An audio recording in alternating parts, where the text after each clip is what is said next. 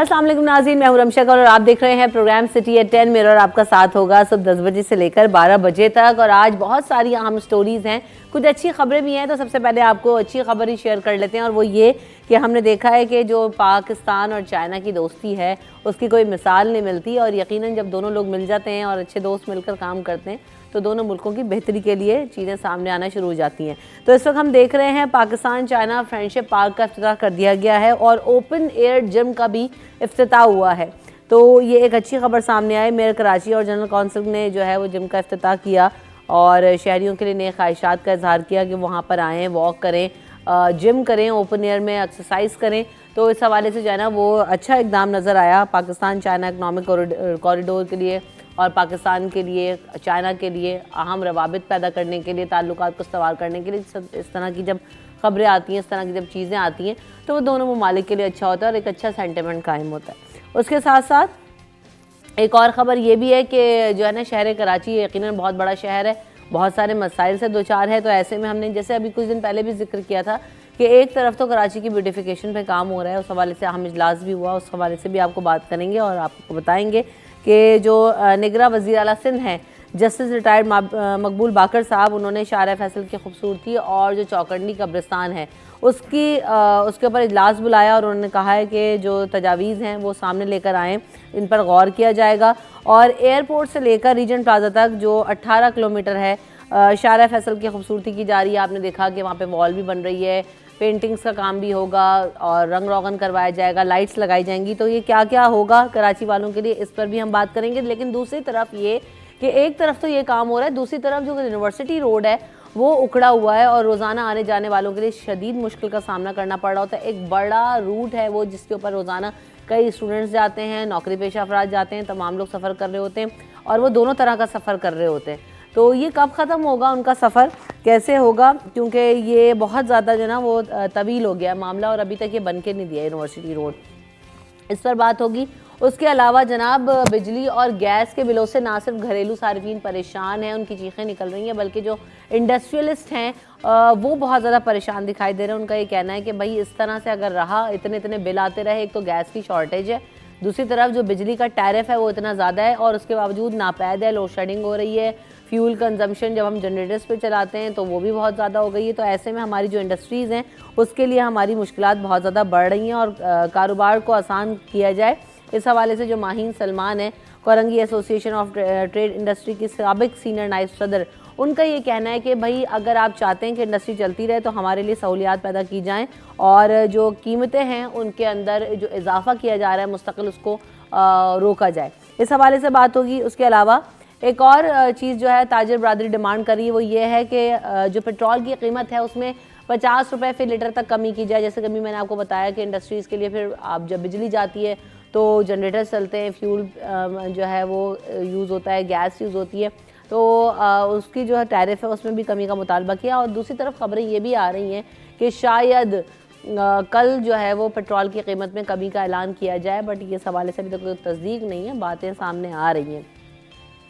इसके अलावा शहर कराची में हम देख रहे हैं कि खासी जो है ना वो ड्राइव नज़र आ रही है, वो ये कि जो ट्रैफिक पुलिस है वो खासी एक्टिव है, खासे चालान किए जा रहे हैं और ये मुहिम चल रही है। हम देख रहे हैं कि उसमें मुहिम के दौरान जो ट्रैफिक पुलिस की कार्रवाई है उसमें 300% तक इजाफा हो गया है। जिनकी काले शीशे हैं उस पर रोक रही हैं, जिनके पास नंबर प्लेट्स नहीं है उस पर रोका जा रहा है, जिनके पास ड्राइविंग लाइसेंस या गाड़ियों के पेपर नहीं है उनको रोका जा रहा है, चेकिंग हो रही है और तकरीबन 7 रोज़ के अंदर 2000 से ज़ायद गाड़ियों पर एक्शन लिया जा चुका है।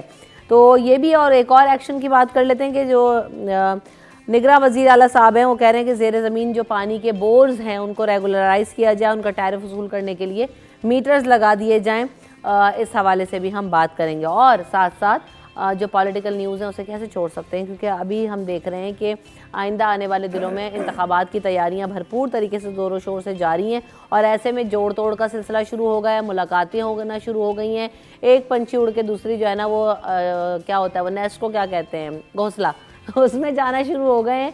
तो ये अब परवाज़ें होना शुरू हो गई, इस हवाले से भी बात होगी। और दिसंबर के आखिरी हफ्ते में मियाँ मोहम्मद नवाज शरीफ साहब दौरा सिंध करने की उन्होंने कहा है कि शायद करें और प्लान किया जा रहा है, इस हवाले से भी बात होगी। तो अपने शो का जो आगाज़ तो हो ही गया है, अपने मेहमानों का तारुफ करवा लेते हैं। हमारे साथ मौजूद है हमारे senior political reporter Aziz Jamali sahab. Welcome to the show. Aziz sahab कैसे हैं आप? बिल्कुल दुआएं जी, ज़बरदस्त। आप ठीक हैं? अल्हम्दुलिल्लाह। सर्दी वर्दी है? सर्दी है ही नहीं, नहीं है। बिल्कुल भी सर्दी नहीं है। मैं तो इंतज़ार कर रही हूँ कि हाँ, लेकिन कल रात से कुछ थोड़ी हवा चली है। अयाज साहब आप खांस रहे हैं, अस्सलाम वालेकुम, वेलकम टू द शो। मेरी तरह आज आपकी भी तबीयत नासाज है। मेरी तो काफ़ी दिन से चल रही है, जब तक ये समझ नहीं आ रहा कि ये इन द सेम बोर्ड। असल में मसला पता है क्या है, एक तो सर्दी जो है ना वो दिन में है ही नहीं, इतनी गर्मी है कि आप जब यहाँ से गाड़ी में बैठो तो आपसे बैठा नहीं जा रहा होता, और शाम को इतनी हवा होती है कि वो बैलेंस नहीं हो रही, बॉडी से भी नहीं समझ पा रही कि भाई ठंडा पहनना है गर्म पहनना है ना। कराची के लिए बड़ी कंफ्यूजन है। बहरहाल सबसे पहले जनाब कराची वालों की बात कर लेते हैं, और हमारे पास कौन सी खबर से शुरू करूं? बहुत सारी खबरें, बहुत सारी खबरें ना। चलें जी, सुबह सुबह होता है मसला बच्चों के लिए यूनिवर्सिटी जाना, और यूनिवर्सिटी जो रोड है वो तबाहाली का शिकार है। आज साहब ये आप ब्यूटिफिकेशन पे तो काम करवा रहे हैं, ये सड़क क्यों नहीं बनवा के दे रहे? ये यूनिवर्सिटी रोड है, ये यूनिवर्सिटीज़ रोड है। 6-7 यूनिवर्सिटियाँ हैं इसी रोड पे। वैसे इसका नाम तो माजी में कराची यूनिवर्सिटी की वजह से पड़ा, क्योंकि यूनिवर्सिटी बिल्कुल दूर था शहर से, तो ये पूरी शायरा ख़त्म होकर यूनिवर्सिटी आती थी, तो यूनिवर्सिटी रोड उसका नाम पड़ गया। लेकिन अब तो बहुत सारी यूनिवर्सिटियाँ हैं इसी रोड पे। लेकिन ये इसका एक बड़ी वजह जो है ना, BRT रेड लाइन का प्रोजेक्ट है। BRT रेड लाइन प्रोजेक्ट की वजह से ये पूरी खुदाई कर दी गई है। लेकिन अब BRT रेड लाइन का काम भी रुका हुआ है, वो काम भी नहीं हो रहा, और इकनेक के इजलास में इस पर अच्छी खासी बहस हुई, और फेडरल गवर्नमेंट से कुछ मंजूरियाँ लेनी थी, वो ली नहीं गई हैं, काम रुका हुआ है।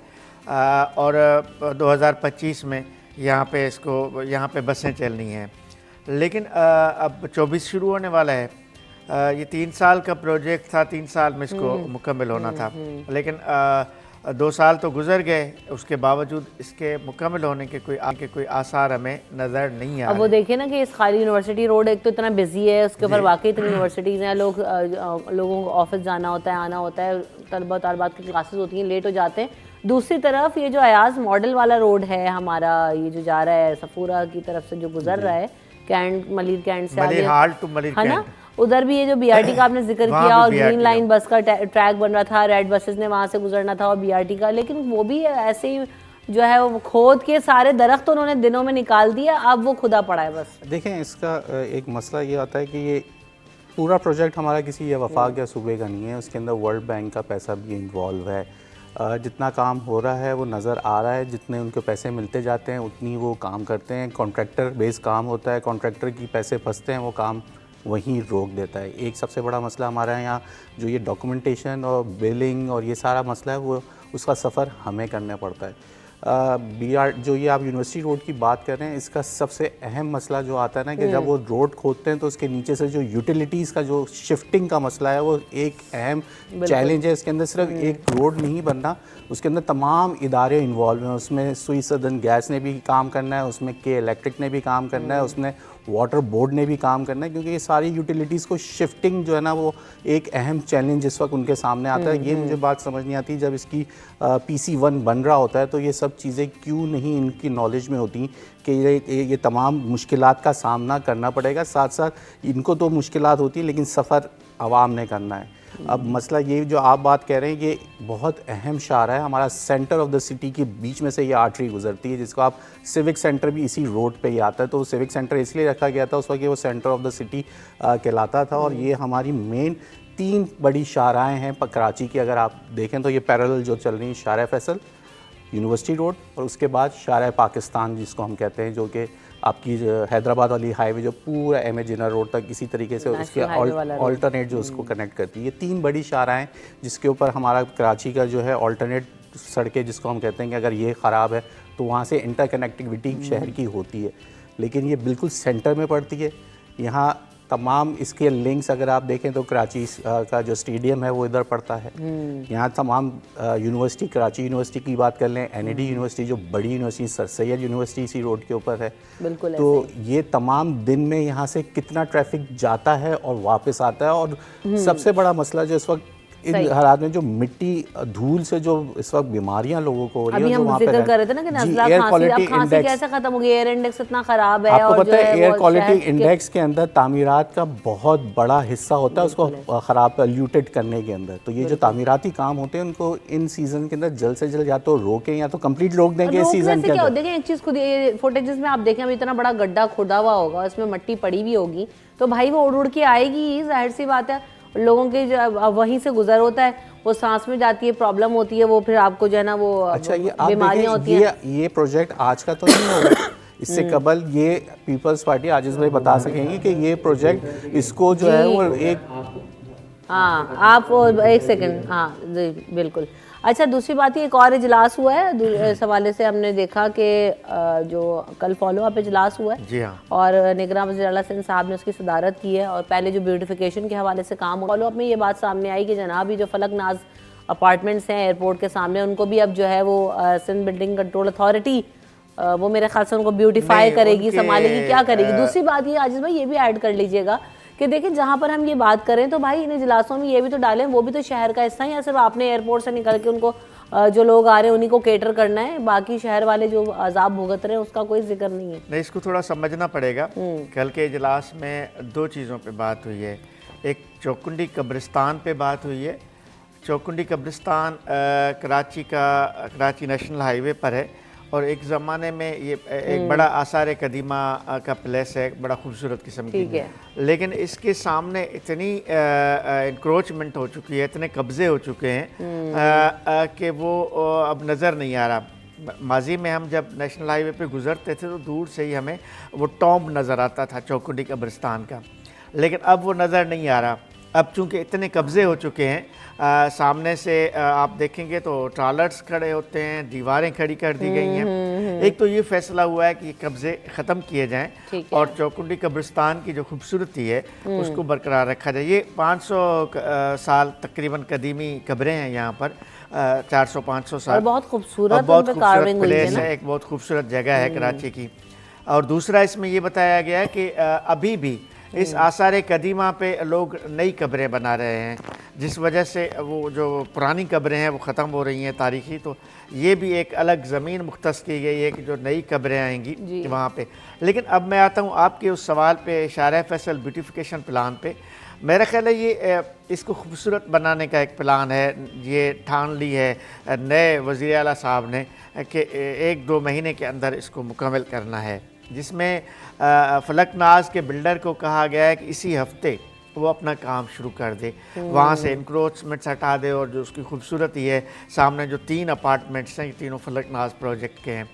लेकिन उससे आगे ये रीजेंट प्लाजा तक इसको आना है या अगर मेट्रोपोल तक आना है, तो इस दौरान मैं बताऊं कि दरख्त बहुत सारे पहले से ख़त्म कर दिए गए हैं, अब दोबारा दरख्त लगाए जा रहे हैं। कहा गया कि दरख्त लगाए जाएंगे। दूसरा ये कहा गया कि गेल्स बनाई जाएंगी और जो बिल बोर्ड्स हैं बड़े बड़े उनकी साइज़ को कम किया जाएगा और उनको खूबसूरत बनाया जाएगा। बिल बोर्ड्स के बारे से पहले भी फैसला आया था, लेकिन वही है कि कोई अमल दरामद नहीं होता, कहा था ना हटा दे। सुप्रीम कोर्ट ऑफ पाकिस्तान का फैसला है, बड़े बिल बोर्ड्स अब शायराओं पर नहीं है लेकिन ब्रिजेस पे लगे हुए हैं, जो बड़ी ब्रिजेस हैं उन पे, लेकिन उनको भी बताया गया कि उनकी साइज़ को कम करना है और उनको खूबसूरत करना है। और शारा फैसल के दोनों अतराफ़ पे लाइट्स लगानी हैं, ये भी फैसला हुआ है कि उसको। बहरहाल वज़ीर आला का ये कहना है, जैसे लोग ख़ास तौर पे गैर मुल्की मेहमान हमारे यहाँ आते हैं एयरपोर्ट से, जब गवर्नर हाउस जाते होते हैं, वज़ीर आला हाउस या दीगर या जो बड़ी 5 स्टार होटल्स हैं वहाँ जा रहे हैं, तो लुक अच्छा है। इसमें एक फ़ैसला ये भी है कि मुख्तलिफ़ मकामात पर मुजस्समे लगाए जाएंगे, पाकिस्तानी परचम लगाए जाएंगे। एक फ़ैसला ये भी हुआ है कि जो चौराहे आते हैं या जो खूबसूरत प्लेसेस हैं वहाँ बड़ी साइज़ के पाकिस्तानी परचम भी लगाए जाएं, तो एक लुक आए। बाहर से जो लोग आते हैं जब शारा फैसल से गुज़रते हैं उनको लगे कि कराची उन खूबसूरत, जैसे दुबई हम जाते हैं, दुबई की शायरा हैं आप। लेकिन अगर हम एक ही वक्त जब बात करें आपके सवाल पे, सिर्फ शायरा फैसल तो कराची नहीं है ना, तो बाकी शायराओं का क्या हाल है? लेकिन यूनिवर्सिटी रोड का हमने अभी जिक्र किया, दीगर शायराओं का क्या होगा ये देखना चाहिए कि जनरली पूरे कराची को खूबसूरत बनाने की बात की देखिए जाए। मेरा पॉइंट ऑफ व्यू है, मुझे प्रॉब्लम ये नहीं है कि आप वो जी दीवार बना रहे हैं या ब्यूटिफिकेशन पे काम कर रहे हैं। माय प्रॉब्लम इज़ कि आप मेरे टैक्स के पैसे से, आपके टैक्स के पैसे से उन चंद लोगों को जो आटे में नमक के बराबर है उनको फैसिलिटेट करने या उनको अच्छा सब कुछ अच्छा दिखाने के लिए सब कुछ कर रहे हैं। करें, आप बिल्कुल कीजिए, हमारा ही शहर है, हमें भी अच्छा लगेगा, वहाँ पर लाइटें होंगी, पौधे होंगे, दरख्त होंगे और जो है वो एक खूबसूरत शहर नज़र आएगा। लेकिन बात ये है कि भाई दूसरी तरफ भी तो फैसिलिटेट करो। जब मैं रोज़ाना उस रोड से गुजरते हैं, यूनिवर्सिटी रोड से, और आपको अजियत का सामना करना पड़ता है, फिर आपको ये 4 दीवारों पर रंग रोगन हुआ अच्छा नहीं लग रहा होता है। आप कह रहे होते भाई मैं तो रोज़ाना ऑफिस लेट पहुँच रहा हूँ, मेरी रोज़ाना यूनिवर्सिटी की क्लास में सो रही है, मैं रोज़ाना अजियत का शिकार हूँ। आप जिस रोड का मैं जिक्र कर रही थी, आप जब 11 बजे के बाद वहाँ से गुजरेंगे, ये मडील हॉट से लेकर आप हाईवे तक अगर आप जाना हो, आपके लिए अजाब है, क्योंकि वो इतना बैरियर लगा होता है, उसके ऊपर सारा हैवी ट्रैफिक होता है, सिंगल लेन में गाड़ी चल रही होती है। ये तो और अगर जैम हो जाए तो जी आप खड़े हैं 1.5-2 घंटे। जब तक BRT कंप्लीट नहीं होगा, ये मलिर कैंट वाला रोड और यूनिवर्सिटी रोड ये तो रहेंगे, ऐसे ही रहेंगे। BRT अरबों रुपए का प्रोजेक्ट है, ज़ाहिर है कि, और इसमें एशियन डेवलपमेंट बैंक का पैसा है, इसमें 3 बड़ी प्राइवेट कंपनीज़ हैं, उनकी इन्वॉल्वमेंट है और सिंध गवर्नमेंट की इन्वॉल्वमेंट है। BRT रेड लाइन मुकम्मल होने के बगैर ये रोड तो कंप्लीट नहीं हो सकते। इनको कंप्लीट करना है तो BRT रेड लाइन को अपने वक्त पर मुकम्मल करना होगा, उसके अलावा इसका कोई हल नहीं है। बिल्कुल ऐसा ही है, बस अब ये है कि थोड़ा सा शहरियों पे ज़रा नजर सानी करें और उनके मसाइल हल करें ना। ये जब पीपल्स पार्टी जो है इसको अपनी कराची शहर की जब डेवलपमेंट की उनसे सवाल करते हैं तो वो तारिक रोड वाले रोड को और यूनिवर्सिटी रोड को गिनवाते थे। ये अभी ही रिसेंटली थोड़े अरसे पहले बनाई गई सेंटर मीडियम खोदा गया, जिसके ऊपर जो है महंगे दरख्त लगाए गए, जो जिसकी कीमत 12-15 हज़ार रुपये थी, वो लाखों में ख़रीद के वो दरख्त पूरे रोड पे लगाएगा और आज वो सेंटर मीडियम तोड़ के वहाँ पे BRT का जो है मंसूबा बन रहा है। यही तो यहाँ ये पर सब हुआ? तकलीफ ये सब तकलीफ देखें आपके और मेरे पैसे से होता है, और ये इनके ये मंसूबे ये आज और कल के BRT आज के लिए नहीं बन रही, अगले 50 साल के लिए आप अपने जो है प्लानिंग करते हैं। शहर की डेवलपमेंट के जो प्लान्स होते हैं, बड़े मेगा प्रोजेक्ट्स अगले 10 साल 20 साल उसकी प्लानिंग के तहत किए जाते हैं। आपने पूरी जो है वो को शिफ्ट किया था चीज़ों को। उस वक्त इस रोड के ऊपर लोगों ने अजियत उठाई थी, यूनिवर्सिटी रोड के लिए वो कितने अरसे में बनी थी। अब वो अभी उससे लोग अभी शुक्र अदा किया था कि चले जी अब थोड़ा सा रवानी शुरू हुई, तो अब ये BRT उसके ऊपर शुरू कर दी। तो भाई वो पैसा कहाँ गया जो आपने लगाया था हमारे, उसको सिर्फ 1 साल चला। ये देखें सारा मसला ये कि आपकी जो प्लानिंग है ना वो समझ नहीं आती कि लोग क्यों इतने उजलत में फैसले करते हैं ये लोग। और क्योंकि 5 साल बाद इलेक्शन सर पे आने होते हैं, इनको कुछ ना कुछ अपने लिए अपनी किटी में कुछ ना कुछ तो डालना है कि परफॉर्मेंस दिखाने के लिए वो इस तरह के फैसले जल्दबाजी में कर जाते हैं। कहते हैं जब अभी हो जाए फिर बाद में देखेंगे, अब किसको क्या याद रहता है। हमारी एक तो शॉर्ट मेमोरी के हम लोग और वो नई तख्ती लगा देगा। अच्छा, एक और चीज़ इसमें ये भी है कि अब मुझे ऐसा लगता है कि अब शहर के अंदर जो है ना आपको मोनो रेल सिस्टम या ओवरहेड ब्रिजेस पे ज़्यादा काम करना चाहिए। आपको बसेस भी चलानी है, आप अलग से ट्रैक लगाएं, बिछाएं और उसके ऊपर चलाएं। सारी दुनिया चला रही है, बसेस भी चला रही है, मोनो ट्रेल्स भी चला रही है। तो अब हमें जो है ना मेरे ख्याल से डिफरेंट तरीके, ये नहीं कि हर दफ़ा ही सड़क खोल के आप खड़े हो जाएं। BRT का तो अलग ट्रैक बन रहा है ना, ये जो ट्रैक तो बन रहा है, लेकिन आजिज भाई अब आप अपर ट्रैक्स पे जाए ना, आप लेयरिंग पे क्यों नहीं जा रहे? आप उसी को लेयर को खोदते हैं, उसी में जी जगह बनाते हैं और क्रिएट करते हैं। जी हमारे साथ हैं रिपोर्टर हमारे, जी हमाद हमें अपडेट करेंगे, उनको शामिल कर लेते हैं। हमाद हमारे साथ यूनिवर्सिटी रोड से मौजूद है। अस्सलाम वालेकुम हमाद।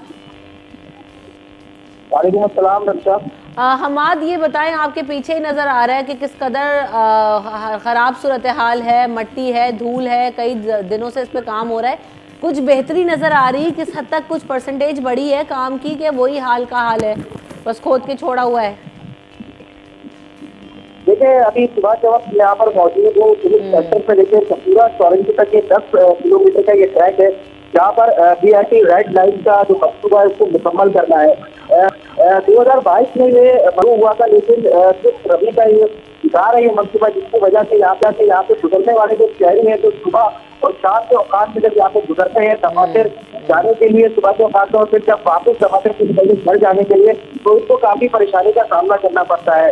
धूल मिट्टी और गंद गुबार की वजह से जो है शहरियों को परेशानी होती है जो है सड़क से गुजरने में। अगर हम बात करें इस जो है तरक्याती काम की, 2022 में इसका जो है वो शुरू हुआ था, सभी निजात रखने की थी, लेकिन इसके बाद जो है ये छवि के किनारे जिसकी वजह से ये तकनीकी काम जो है अब तक मुकम्मल नहीं हो सका। बताया ये जा रहा है कि 2026 तक जो है इस जो है काम को मुकम्मल कर लिया जाएगा, लेकिन हमने देखा है कि इस तरह के काम की वजह से जो सड़क है वो काफी छोटी हुई है, जिसकी वजह ट्रैफिक की जो रवानी है वो यहाँ पे काफी जो है उसकी ट्रैफिक सुबह और शाम के बाद सुबह के बाद में जब लोग अपने घरों से निकलते हैं आमतौर पर तलबा और तलबात को जो परेशानी का सामना करना पड़ता है, क्योंकि इस सड़क पर जो है खास वजह ये है कि यहाँ पर जो है 4 जामियात जो है इस सड़क पर कायम है।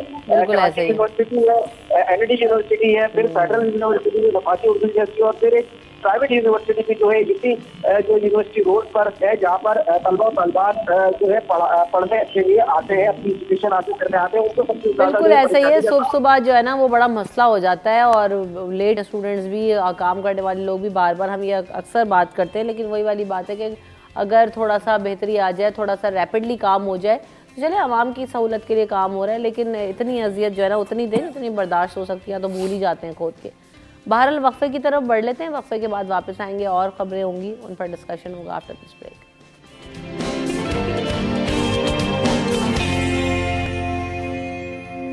सिटी एट 10 में आपको एक बार फिर कहेंगे खुशामदीद जनाब। अब ज़रा जना वही हम लोग बात करते हैं, इतनी टेंशन हो जाती है सुबह सुबह ट्रैफिक में, एक तो पहले फंसा के आओ, फिर जो है इस यहाँ की खबरें देखो तो और ही ज़्यादा स्ट्रेसफुल सिचुएशन हो जाती है। बहरहाल लेकिन कराची वालों के लिए अच्छी खबर ये भी है कि पाकिस्तान और जो चाइना की दोस्ती है उसके तहत ओपन एयर जिम का इफ्तिताह किया गया है, तो अच्छा है। ज़रा एक पार्क भी बनाया गया जिस आप और ये कह रहे हैं कि अब ओपन एयर जिम में आप जाएं और प्रैक्टिस करें, वॉक करें।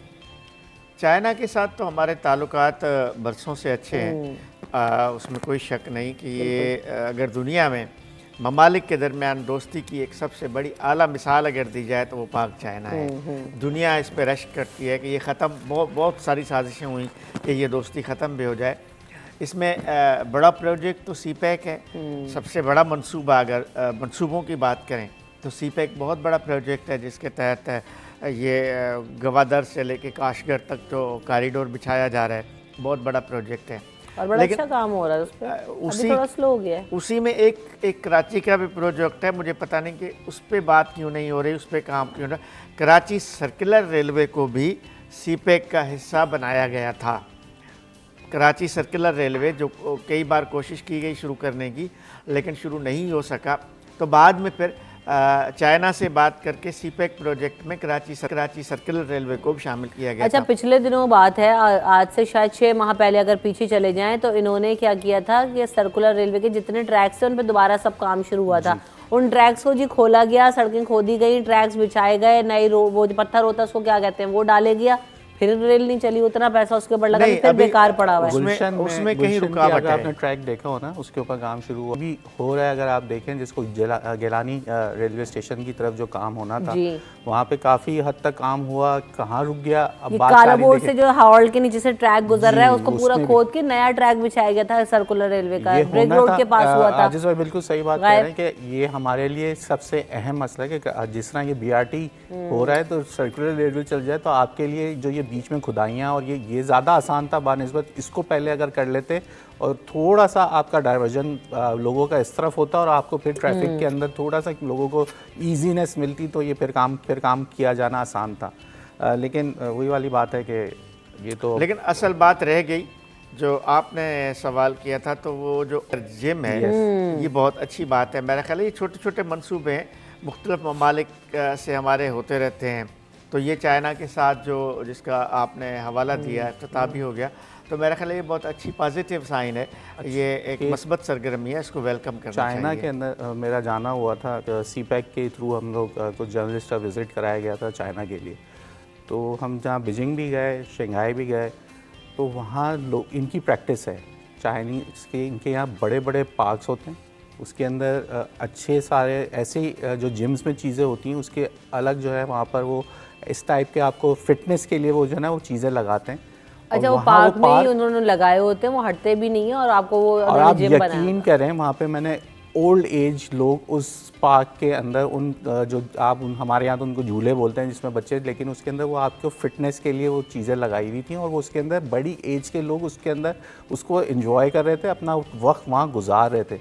छोटे छोटे पॉकेट्स के अंदर वहाँ पे लोगों को योगा और डांसेस क्लासेस भी वहीं उसी पार्क के अंदर हो रही थी।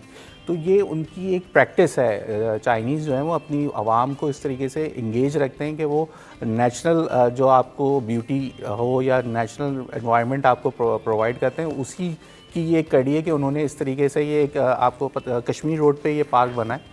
जो ये जिम है वो कश्मीर रोड के ऊपर KMC कॉम्प्लेक्स के साथ अच्छा। ये जगह है जहाँ पे ये बनाया गया है। तो ये ओपन एयर जिम भी उसके साथ रख दिया। तो वो ये उन्होंने अपना रेप्लिका किया है यहाँ पर, जहाँ उनके यहाँ पे जिस तरीके से होता है। चलें, अच्छा है, अब लोगों को कुछ तो एक एक्टिविटी मिल गई वहाँ और के, बनाना चाहिए। और चाइना का इंतजार क्यों कर रहे हैं, खुद भी अपने पार्क्स में आप बना सकते हैं।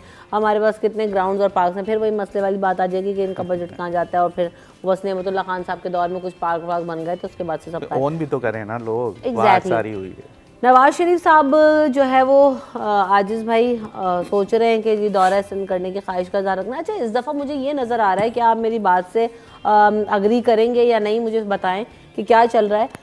सिंध में खासी जो है ना वो नून लीग एक्टिव दिखाई दे रही है। वैसे इतना फोकस सिंध पे नून लीग पहले नहीं किया करती थी। पिछले इलेक्शंस में अगर हम नज़र डालें, ठीक है अब एक आधी सीट निकल आई, लेकिन इस दफ़ा काफ़ी ज़्यादा जोड़ तोड़ हो रहा है, मुशावरतें हो रही हैं। पीपल्स पार्टी के लोग जो है वो नून लीग में जा रहे हैं। क्या ऐसा है, दुरुस्त है? और फिर दूसरी बात ये कि क्या इस दफ़ा ज़्यादा फोकस शिफ्ट हुआ है नून लीग का? देखिए, मैं आपको बताऊं कि इलेक्शन भी एक सीज़न है हमारे मुल्क में, बहुत बड़ा। अच्छा, जब इलेक्शन का सीज़न आता है तो सियासी पार्टियों से लोग आगे पीछे जा रहे होते हैं। सिर्फ नून लीग में नहीं जा रहे हैं लोग। हाँ। आप जायज़ा लेंगी तो लोग पीपल्स पार्टी में जा रहे हैं, लोग GDA में जा रहे हैं। कल तो नून लीग की एक खातून साबिका सेनेटर राहिला बख्शी ने नून लीग छोड़ के GDA में शामिल हुई है। हालांकि ये दोनों इत्तेहादी भी हैं। इस तरह नून लीग से GDA से नून लीग, पीपल्स पार्टी से नून लीग से अरसलान खान हैं, कल पीपल्स पार्टी में शामिल हो गए, नून लीग के हैं। कुछ अयाज भाई ज़्यादा जानते हैं, हमाद पूनावाला, और कुछ ऐसे सनतकार हैं वो भी कल पीपल्स पार्टी में शामिल हो गए। आसिफ जरदारी से उन्होंने बिलावल हाउस में मुलाकात की और शामिल हो गए। तो ये इसको सीज़न समझा जाए। ये लोगों की आमद जामद का जो सिलसिला है ना, ये सिर्फ इलेक्शन देखें, वही लोग, अरबाब गुलाम रहीम GDA में चला गया, लियाकत जतोई GDA में चला गया। अच्छा, यही लोग 2018 के इलेक्शन में PTI के साथ थे। अगर 2018 के इलेक्शन का हम जायज़ा लें तो GDA में, अच्छा उससे पहले GDA में थे, फिर PTI में चले गए, अब फिर वापस GDA में आ गए। तो ये चलता है, एक ऐसा सर्किल है। ये क्या चीज़ दिखा रही है आपको आज? सॉरी, ये बात आपको क्या शो कर रही है? यहाँ लोग जो है ना खुद से जो जा रहे हैं वो तो कोई इतना वेलकम नहीं है, चलें जी आ गए ठीक है, लेकिन जो इलेक्टेबल्स की सियासत है ना, ये उसको जाहिर करती है कि आपकी आज हम जा रहे हैं 2024 में आपके इलेक्शन होने वाले हैं और अभी भी लोग जो है इलेक्टेबल्स को ढूंढ रहे हैं। यहाँ पे बात फिर वही आ जाएगी, मारूसी सियासत अभी तक हमारी ख़त्म नहीं हुई। लोग इलेक्टेबल्स के पीछे जा रहे हैं, जो वो समझ रहे हैं कि हमें जहाँ से, या तो एक है इनसिक्योरिटी सियासतदानों के अंदर कि हमें यहाँ से वो टिकट मिल पाएगा, जो इनकी ख्वाहिश होती है कि हमें यहाँ से ही टिकट मिले और हम जीतेंगे। उनको ये लगता है कि ये हमारे लिए सीट कंफर्म वहीं से मिलेगी। तो एक वजह सियासतदानों की वो बनती है। दूसरी वजह है कि जो पार्टीज़ दूसरे आदमियों को तोड़ती हैं वो इलेक्टेबल्स की सियासत होती है। अभी देखेंगे बहुत टाइम बाकी, यानी कि 2 महीने हैं, अभी तक शेड्यूल ऐलान नहीं हुआ। जैसे शेड्यूल ऐलान नहीं हुआ है, अभी तक इलेक्शन का शेड्यूल ऐलान नहीं हुआ। जब एक्टिविटी आपको तेज़ होती हुई जब शहर में नज़र आएंगी, कि जब शेड्यूल ऐलान हो जाएगा ज़्यादा और तेज़ी से आपको ये नज़र आएंगे कि ये पंछी कहाँ से उठ के कहाँ बैठ रहे हैं, क्योंकि कहाँ से किसको क्या टिकट मिलेगा। एक बात जो आपने कहा ना कि नून लीग तवज्जो दे रही है, मैं उसी तरफ आ रही थी कि क्योंकि 3 जलसे करने का कहा है कराची में, और जो एरियाज चूज़ किए हैं, जो पॉइंट किया है, वो मनीर, बल्दिया और जनाब मज़ारे का तो खैर होता ही है, लेकिन ये वो एरियाज़ हैं जहाँ पर पीपल्स पार्टी और MQM का होल्ड रहा है इस ज़माने भर में। तो इसका मतलब है कि नून लीग टारगेट कर रही है। जलसे भले करें, कोई फ़र्क नहीं पड़ता। मैं आपको बताऊं, इलेक्शन की जो पॉलिटिक्स है उसका जलसों से फ़र्क नहीं पड़ता, ये जहन में रखें। वोट बैंक एक दूसरी बात है। MQM का वोट बैंक है, MQM जलसे करे या ना करे कोई फ़र्क नहीं पड़ता, उसको जहाँ से वोट मिलना है वो मिलेगा। पीपल्स पार्टी का कराची में जिन इलाकों से वोट बैंक है, जैसे मलीर का आपने नाम लिया, वो वोट उनको मिलना है, जलसे वो करे या ना करे कोई फ़र्क नहीं पड़ता उससे। लेकिन सिंध में इस वक्त भी अगर कोई पॉलिटिकल अल्टरनेटिव है, मुतबादिल है, तो वो GDA है, यानी पीर पगाड़ा है।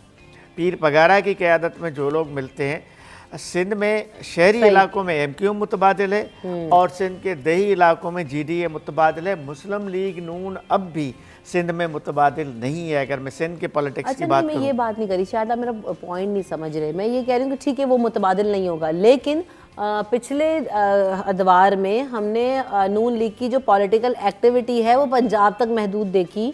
हमने सिंध में इतनी एक्टिविटी नहीं देखी जितना अभी टारगेट है। मैं कहती हूँ वोट बैंक नहीं है, लेकिन वो शायद हाथ पांव मार रहे हैं सिंध में अपने पंजे गाड़ने के लिए। वो जगह कोई भी और क्या स्पेस क्रिएट हो रही है क्या? 2018 की सूरत हाल जरा मुख्तलिफ थी, इसको नजर में रखें। मैं आपको फिर एक सेकंड, 2018 में उनका पंजाब में पीटीआई से 1-1 मुकाबला था, इसलिए शायद ज्यादा फोकस उस वजह से उनका फोकस पंजाब में था।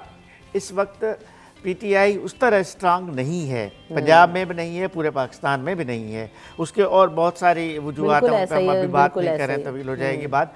लेकिन पीटीआई उस पोजीशन में नहीं है जिस पोजीशन में 2018 में थी। ठीक है, उसकी जगह वहाँ आईपीपी आ गई, दूसरी जमातें आ गई, एक मिक्स खिचड़ी हो गई है। एक तो ये, दूसरा 2018 में 13 में जब मुस्लिम लीग नून की हुकूमत थी, उस वक्त ये तस्वर उभरा था कि सिर्फ पंजाब की पार्टी है। अच्छा, अब चूंकि एक सिनारियो ऐसा बन रहा है कि एक राय अम्मा बन रही है कि नवाज शरीफ साहब की हुकूमत आ रही है, ऐसे राय बन रही है, तो उनको ये शो तो करना है ना कि ये मुल्कगीर जमात है। इस वजह से सिंध पे तवज्जो देनी पड़ेगी। लेकिन जितने लोग शामिल हो रहे हैं, भले पीपल्स पार्टी के ही शामिल हो रहे हैं, लेकिन उनकी पीपल्स पार्टी में उस तरह की पोजीशन, बस मैं अख्तर जदून का नाम ले लूँ कराची से, 2013 में पीपल्स पार्टी ने उसको टिकट नहीं दिया, 2018 में भी उसको टिकट नहीं दिया पीपल्स पार्टी ने, 2008 की हुकूमत में वो सूबाई असम्बली के मेंबर थे और वजीर ट्रांसपोर्ट थे, यानी 2 टेन्यूअर तो उसको पीपल्स पार्टी ने अहमियत नहीं दिया, वो मुस्लिम लीग नून में चले गए। तो इस तरह के अगर लोग जा रहे हैं तो शायद वो अभी भी पीपल्स पार्टी में अगर होता तो उसको पीपल्स पार्टी टिकट नहीं देती। प्रोफाइल्स लो हैं, आप ये कह रहे हैं। वेरी क्विकली आयाज कुछ कह रहे थे, फिर मुझे मैं ये कह रहा था कि आप लोग अंडर एस्टिमेट यूँ कर रहे हैं कि बल्दिया के अंदर इस वक्त नून लीग की 2 जो है वो बल्दियाती इलेक्शंस में उन्होंने सीट्स निकाली हैं। बल्दिया जो इनका इलाका है उसके अंदर पहले मिफ्ता इस्माइल भी खड़े हुए हैं, उसके ऊपर अच्छा मुकाबला होता है। अब जो सीट एडजस्टमेंट अगर हुई, आजिज़ भाई ज़्यादा बताएंगे कि एमक्यूएम के साथ वो उन्होंने बल्दिया की सीट यकीनन श्योरिटी से मांगी होगी कि हम, और वहाँ पे वो जलसा भी करने जा रहे हैं। एक चीज़, दूसरी चीज़ ये है कि वहाँ से इन्होंने अपना जो एमक्यूएम ने कैंडिडेट पहले ही अनाउंस कर दिया कि मुस्तफ़ा कमाल जो है वो बल्दिया से इलेक्शन लड़ेंगे, क्योंकि वो पिछले जब पीएसपी में थे तो उन्होंने वहाँ से इलेक्शन लड़ा था, अच्छे वोट लिए थे। तो जो आप नवाज़ लीग की बात करें, वो अब अपने आप को प्राइम मिनिस्टर दिखा रहे हैं और वो नून लीग को एक बड़ी जमात बना के पूरे पाकिस्तान में दिखाना चाहते हैं कि हमारी जमात की जो मौजूदगी है वो पूरे ऑल ओवर पाकिस्तान है। वो सिंगल मेजॉरिटी को फोकस कर रहे हैं कि हम आएँ और पूरी पावर के साथ आएँ। बस बात वही है कि इस वक्त जो ना पावर शोइंग स्ट्रेटजी का आगाज हो गया है, जो पिछले मेरे ख्याल से टेन्योर में अच्छा भी उन्होंने पीटीआई ने यही किया था। और नून लीग को एजाज शफी एक होते थे मरहूम, आप जानते होंगे, तो एजाज शफी के जब तक कराची के वो सदर और सिंध के रहे तो बड़ी एक्टिव रही है नून लीग। जब से अब क्योंकि नए उनको लोग इस तरह के नहीं मिल सके, वो मरहूम उनके जाने के बाद से थोड़ा डैमेज पड़ा है नून लीग को, लेकिन जब तक एजाज शफी थे तो एक अच्छा होल्ड कराची में नून लीग का भी माना। चलें, तो अब हो सकता है कि ये नवाज शरीफ साहब जब दौरा करें, कराची में जलसे करें, तो भी नून लीग की मकबूलियत में शायद इजाफा हो कराची में और सिंध वालों के लिए भी। और इंटीरियर सिंध में भी हम ये पॉइंट ऐड करना भूल गए, इंटीरियर सिंध में भी है शायद कि 1-2 दिन जो है वो वहाँ पर भी स्पेंड करेंगे और वहाँ पर भी जलसे होंगे। बहरहाल हम यहाँ पर वक्फे की तरफ बढ़ते हैं, वक्फे के बाद वापस हाजिर होंगे।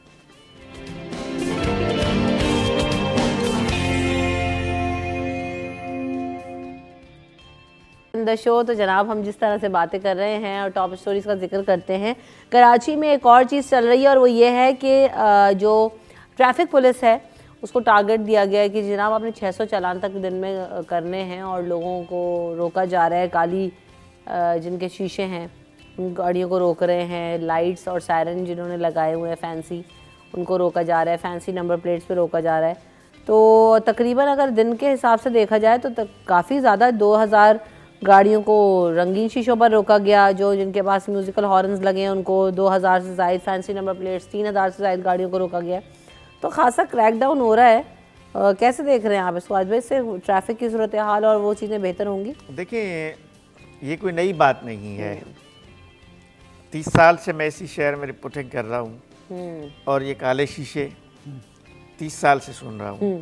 कि काले शीशों के खिलाफ ऑपरेशन शुरू है, लेकिन गाड़ियों में काले शीशे वाले गाड़ियों की तादाद बढ़ती जा रही है शहर में। जिसको आता है वो काले शीशे, फैंसी नंबर प्लेट और रंग बिरंगी बत्तियां लगाना, ये सारी चीज़ें, हॉर्न्स, जिसको आता है वो कर लेते हैं। कोई सिस्टम नहीं है। ये क्यों होता है कि हमारा ही बंदा जब यहाँ से जाके दुबई में ड्राइविंग करता है तो वो बहुत अच्छी ड्राइविंग कर रहा होता है, बहुत ज़बरदस्त हो जाता है, वो सिग्नल नहीं तोड़ता, वो हार्न नहीं देता, वो काले शीशे नहीं लगा पाता, वो गाड़ी को एक जगह से दूसरी जगह तक टर्न नहीं कर सकता, वही बंदा। लेकिन हमारे यहाँ आप देखें तो वो रॉन्ग साइड से चल रहा होता है। शाहर फैसल पे आप देखेंगे रॉन्ग साइड पे लोग जा रहे होते हैं। लॉ पे इम्प्लीमेंटेशन नहीं है। हम पहले भी आपके एक प्रोग्राम में बहस कर चुके हैं। ट्रैफिक के 100 से ज़्यादा कवानीन है, पर अमल कौन कराएगा? ये हल नहीं है। आप चालान करेंगे, आप ये तो हर नया जो डीआईजी ट्रैफिक आता है ना, वो फिर टारगेट देता है जी, हर एसओ को 100 चालान लाजमी करने हैं, हर एसओ को इतने गाड़ियाँ रोज़ पकड़नी हैं, हर एसओ को इतना कहाँ, और फिर वो हो जाता है। लेकिन इससे मसला हल नहीं होता।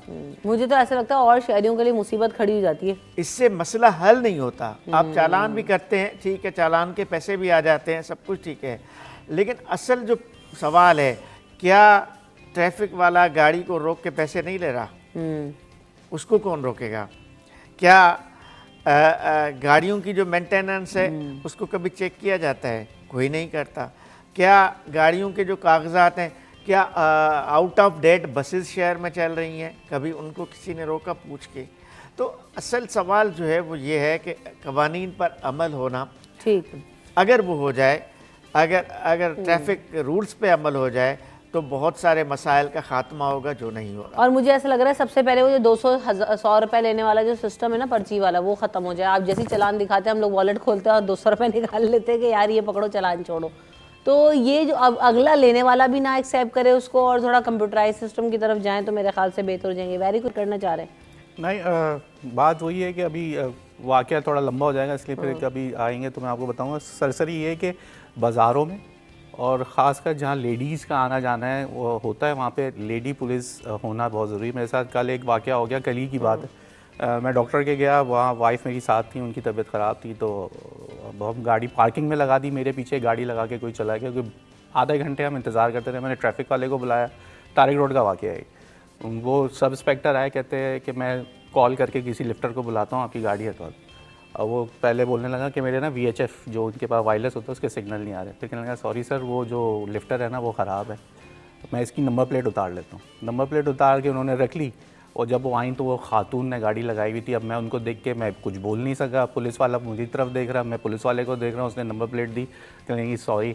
और मैं उनको क्या बोलता कि मैं पिछले 45 मिनट से आपका इंतज़ार कर रहा हूँ। लोगों के अंदर सिविक सेंस नहीं है। फिर ऐसे लॉज आते हैं, फिर दिल चाहता है कि आप इस तरह की इम्प्लीमेंटेशन हो। तो मेरा तो यही होगा कि भाई बाज़ारों में भी लोगों के लिए लेडी पुलिस भी हो, ताकि जिनके साथ ऐसे वाक़यात हो जाए कम से कम लेडी पुलिस किसी से बात तो कर सकें। आप यहाँ पे लेडीज़ लोगों को अपनी सोशल रिस्पॉन्सिबिलिटी को भी समझना पड़ेगा साथ साथ कानून के साथ। बिल्कुल बिल्कुल यकीनन, और ये दोनों तरफा होगा। अगर आप ये चाहते हैं कि ट्रैफिक पुलिस काम करे तो जी आवाम भी उसमें सपोर्ट करे और आवाम भी उनको कोalition में उनके साथ मिलकर काम करे। बहरहाल एक और एक्टिविटी शहर कराची में हो रही है, बड़ी अच्छी एक्टिविटी है। 5 रोज़ा बुक फेयर का आगाज़ हो चुका है एक्सपो सेंटर में, और बड़ा एक अच्छा इकदाम है, क्योंकि अभी हमने देखा पिछले दिनों उर्दू कॉन्फ्रेंस हुई, अभी ये जो है वो बुक फेयर लग रहा है। तो लोगों का ज़रा सकाफ़त से, अदब से, कल्चर से ताल्लुक़ जोड़ने के लिए जब इस तरह के इवेंट्स होते हैं तो बड़ा अच्छा हो जाता है, और जो शगफ रखने वाले लोग हैं उनके लिए भी एक्टिविटी हो जाती है। तो हमारे साथ चेयरमैन मौजूद हैं कराची बुक फेस्टिवल के, अजीज़ खालिद साहब, उनको शामिल कर लेते हैं। अस्सलाम वालेकुम खालिद साहब। जी अस्सलाम वालेकुम। वालेकुम अस्सलाम, वेलकम टू द शो। अब ये चार रोज़ा कुतुब मेला सज रहा है और बड़ा अच्छा है, क्योंकि हम देख रहे हैं कि शहर में इस तरह की एक्टिविटीज़, इस तरह की जब चीज़ें होती हैं तो लोगों को थोड़ा सा एक ब्रेक मिल जाता है और वक्त की ज़रूरत भी है। क्या कहेंगे? जी बिस्मिल्लाहिर्रहमानिर्रहीम, थैंक यू। ये हमारा कराची इंटरनेशनल बुक फेयर जो कि हॉल नंबर 1, 2, 3 में एक्सपो सेंटर में हो रहा है, ये 5 डेज का है। इसका इफ्तिताह आज चीफ मिनिस्टर सिंध करेंगे और ये मंडे तक चलेगा। सही। तो हमारी कराची के शहरियों से खास तौर पे और अंदरूनी सिंध और दीगर लोगों से जो लोग यहाँ पे आते हैं उन सबसे गुजारिश है कि वो उसी तरह भरपूर अंदाज में आएं और इससे फायदा उठाएं जिस तरह वो हमेशा आते रहे हैं। खास तौर पे हमारे जो स्टूडेंट्स हैं उनको यहाँ पे हर किस्म के सब्जेक्ट के ऊपर अच्छी अच्छी किताबें मिलेंगी, चाहे वो लॉ की हो, चाहे साइंस की हो, चाहे वो कंप्यूटर्स की हो, चाहे फिजिक्स, केमिस्ट्री, मैथमेटिक्स की हो।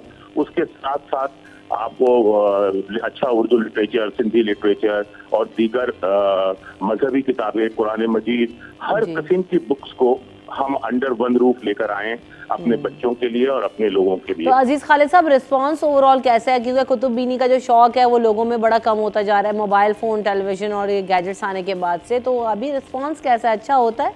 लोगों की शिरकत होती है?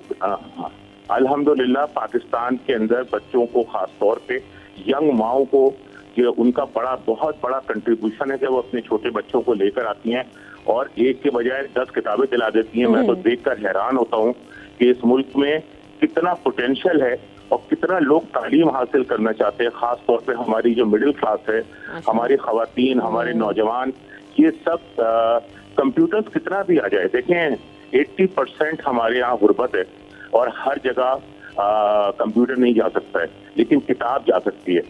और हम उम्मीद रखते हैं कि हम अपनी इस किताब की बुक कल्चर को फरोग दे रहे हैं, इसीलिए एक अच्छा सॉफ्ट इमेज पाकिस्तान का दुनिया में जा रहा है। आपका चैनल अभी दे रहा होगा, दीगर जो दोस्त हैं वो उसको वहां पे आ रहे हैं, लोगों के इंटरव्यूज दे रहे हैं। हमारी हर साल की कामयाबी जो है वो हमें मजीद हिम्मत देती है कि हम अपने मुल्क के लिए काम करते रहें और अपने शहर के लोगों की हिम्मत अफजाई, हमारे कराची वालों की, सिंध के लोग, अंदरूने सिंध से बसें भर भर के बच्चों की आती हैं, मेडिकल कॉलेज की, सिंध यूनिवर्सिटी की, लाड़काना से।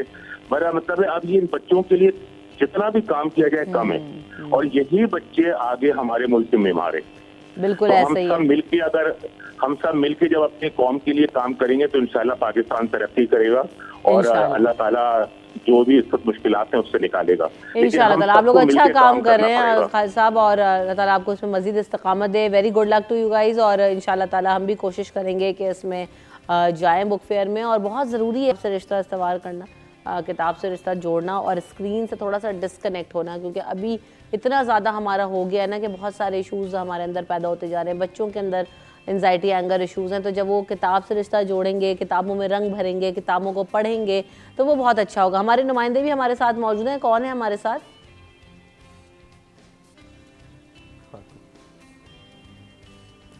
जी बिल्कुल, तो हम वापस आ जाते हैं। हम कुछ इश्यूज डिस्कस कर रहे थे। कौन इशू? बहुत ज़बरदस्त है। 18वां साल है ये बुक फेयर यहाँ पे एक्सपो सेंटर में लग रहा है, और जैसे ये बता रहे थे बहुत शानदार एक्टिविटी है। 4 लाख लोग शिरकत करेंगे इसमें। तो बहरहाल किताब की तरफ आपने जैसे कहा जाना चाहिए ज़रूर। हमारे पास टाइम हो तो मैं तो अपनी छोटी बेटी को लेके, किताब की वो शौकीन है बड़ी, O लेवल में पढ़ रही है, ज़रूर कोशिश करेंगे कि इस बुक फेयर का एक बार ज़रूर, एक दिन ज़रूर इसका लगाएं हम। अच्छा, मैं छोटी सी चीज़ यहाँ पे ज़रूर शेयर करूँगी। अभी मेरे भाई आए बाहर से, तो वो जो ना बच्चों के लिए हमेशा स्टेशनरी और ऐसी चीज़ें लेकर आते हैं ताकि ज़रा सा इन्वॉल्व बच्चे उसमें रहे ना। तो जब वो मुहाब ने उनको इतने सारे कलरफुल चीज़ें देखी, वो मुझे भी इतना अट्रैक्ट कर रहे हैं क्योंकि डिफरेंट, ज़ाहिर है बाहर से वो कलर रेंजेस डिफरेंट है, यहाँ पे कुछ पर्टिकुलर ही कलर्स मिलते हैं। तो जब उसने वो करना शुरू किया ना, कलर कर रहा था, वो बुक में बैठा हुआ, तो मुझे देख के हुआ कि मैं भी छीन के इसके साथ शुरू हो जाऊँ। तो मुझे वो कलर्स चेक करने थे कि कैसे कैसे हैं, तो मैंने वाकई किया ना, तो आई हैड अ ब्रेक। तो वो मुझे इतना अच्छा लगा वो कलर्स को देख के, वो कलर करके। तो हम ये चीज़ें ना रियलाइज़ नहीं कर रहे होते कि बहुत सारा हमारा जो स्ट्रेस है, बहुत सारी जो हमारी चीज़ें हैं, वो हम अगर अपनी अटेंशन डाइवर्ट भी कर लें तो वहाँ से भी बहुत बेहतर हो जाती है। मुझे उस 5-10 मिनट के अंदर इतना लिटरली मज़ा आया, इतनी डिस्कनेक्ट करके मैंने अपने आप को उसके साथ एंजॉय किया। तो मैंने कहा यार ये अच्छा है। तो अब मैं और जो है वो मुहाब अक्सर, और मुहाब जो है वो मेरी जो उनकी जो चाची हैं, उनके साथ भी वही कलर्स का ये एक्टिविटी करते थे। तो बच्चों को अगर आप ऐसा एनवायरनमेंट देंगे, माहौल क्रिएट करेंगे, आप खुद उनके साथ इन्वॉल्व हो जाएंगे, तो आप देखेंगे वो 10 मिनट क्या, वो घंटा भर भी बैठा रहेगा। लेकिन बात ये कि आप उस बच्चे के साथ कनेक्ट हो जाएं।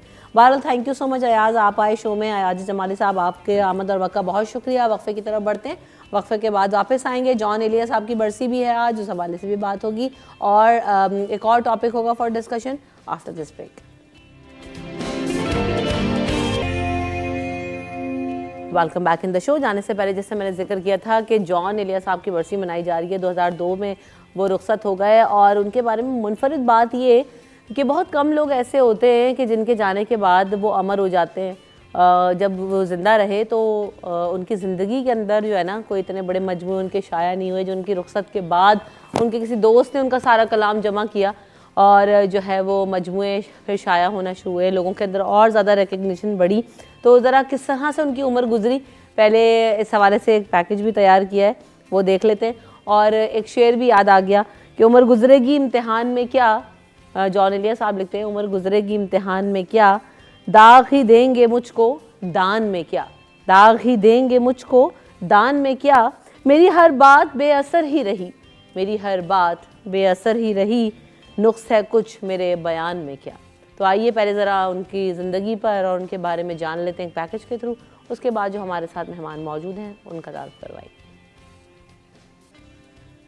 शायरी को नई जबान दी, नौजवानों के सोच के जाविये को बदला, उर्दू अदब में नई जिंदगी डाल दी, जदीद दौर के बड़े शायर जॉन एलिया का यौम पैदाइश। जॉन एलिया 14 दिसंबर 1931 को भारतीय रियासत उत्तर प्रदेश में एक आला तालीम याफ्ता और मजहबी घराने में पैदा हुए। वालिद सैयद शफीक हसन एलिया अपने दौर के मौल्लिम, फिलोसफर और दानिश्वर थे। वो उर्दू के अजीम शायर, अदीब और दानिश्वर रईस अमरोही के छोटे भाई थे। जॉन एलिया को उर्दू, अंग्रेजी, फारसी, इब्रानी, हिंदी और दीगर जबानों पर उबूर हासिल था। जॉन एलिया के मुतादिद शेरी मजमुए मंजर आम पर आ चुके हैं, जिनमें गोया, लेकिन, गुमान, यानी और दीगर काबिल जिक्र हैं। जॉन एलिया ने नसर निगारी भी की। उन्होंने यूरोपीय अदब की 35 से जायद नायाब किताबों के तराजिम भी किए। जॉन एलिया 8 नवंबर 2002 को इंतकाल कर गए थे। उमर गुजार तो गए लेकिन अमर हो गए। और इसी हवाले से बात करेंगे, हमारे साथ मौजूद हैं राइटर हैं, आप पोइट हैं, हिदायत साहिर साहब, वेलकम टू द शो।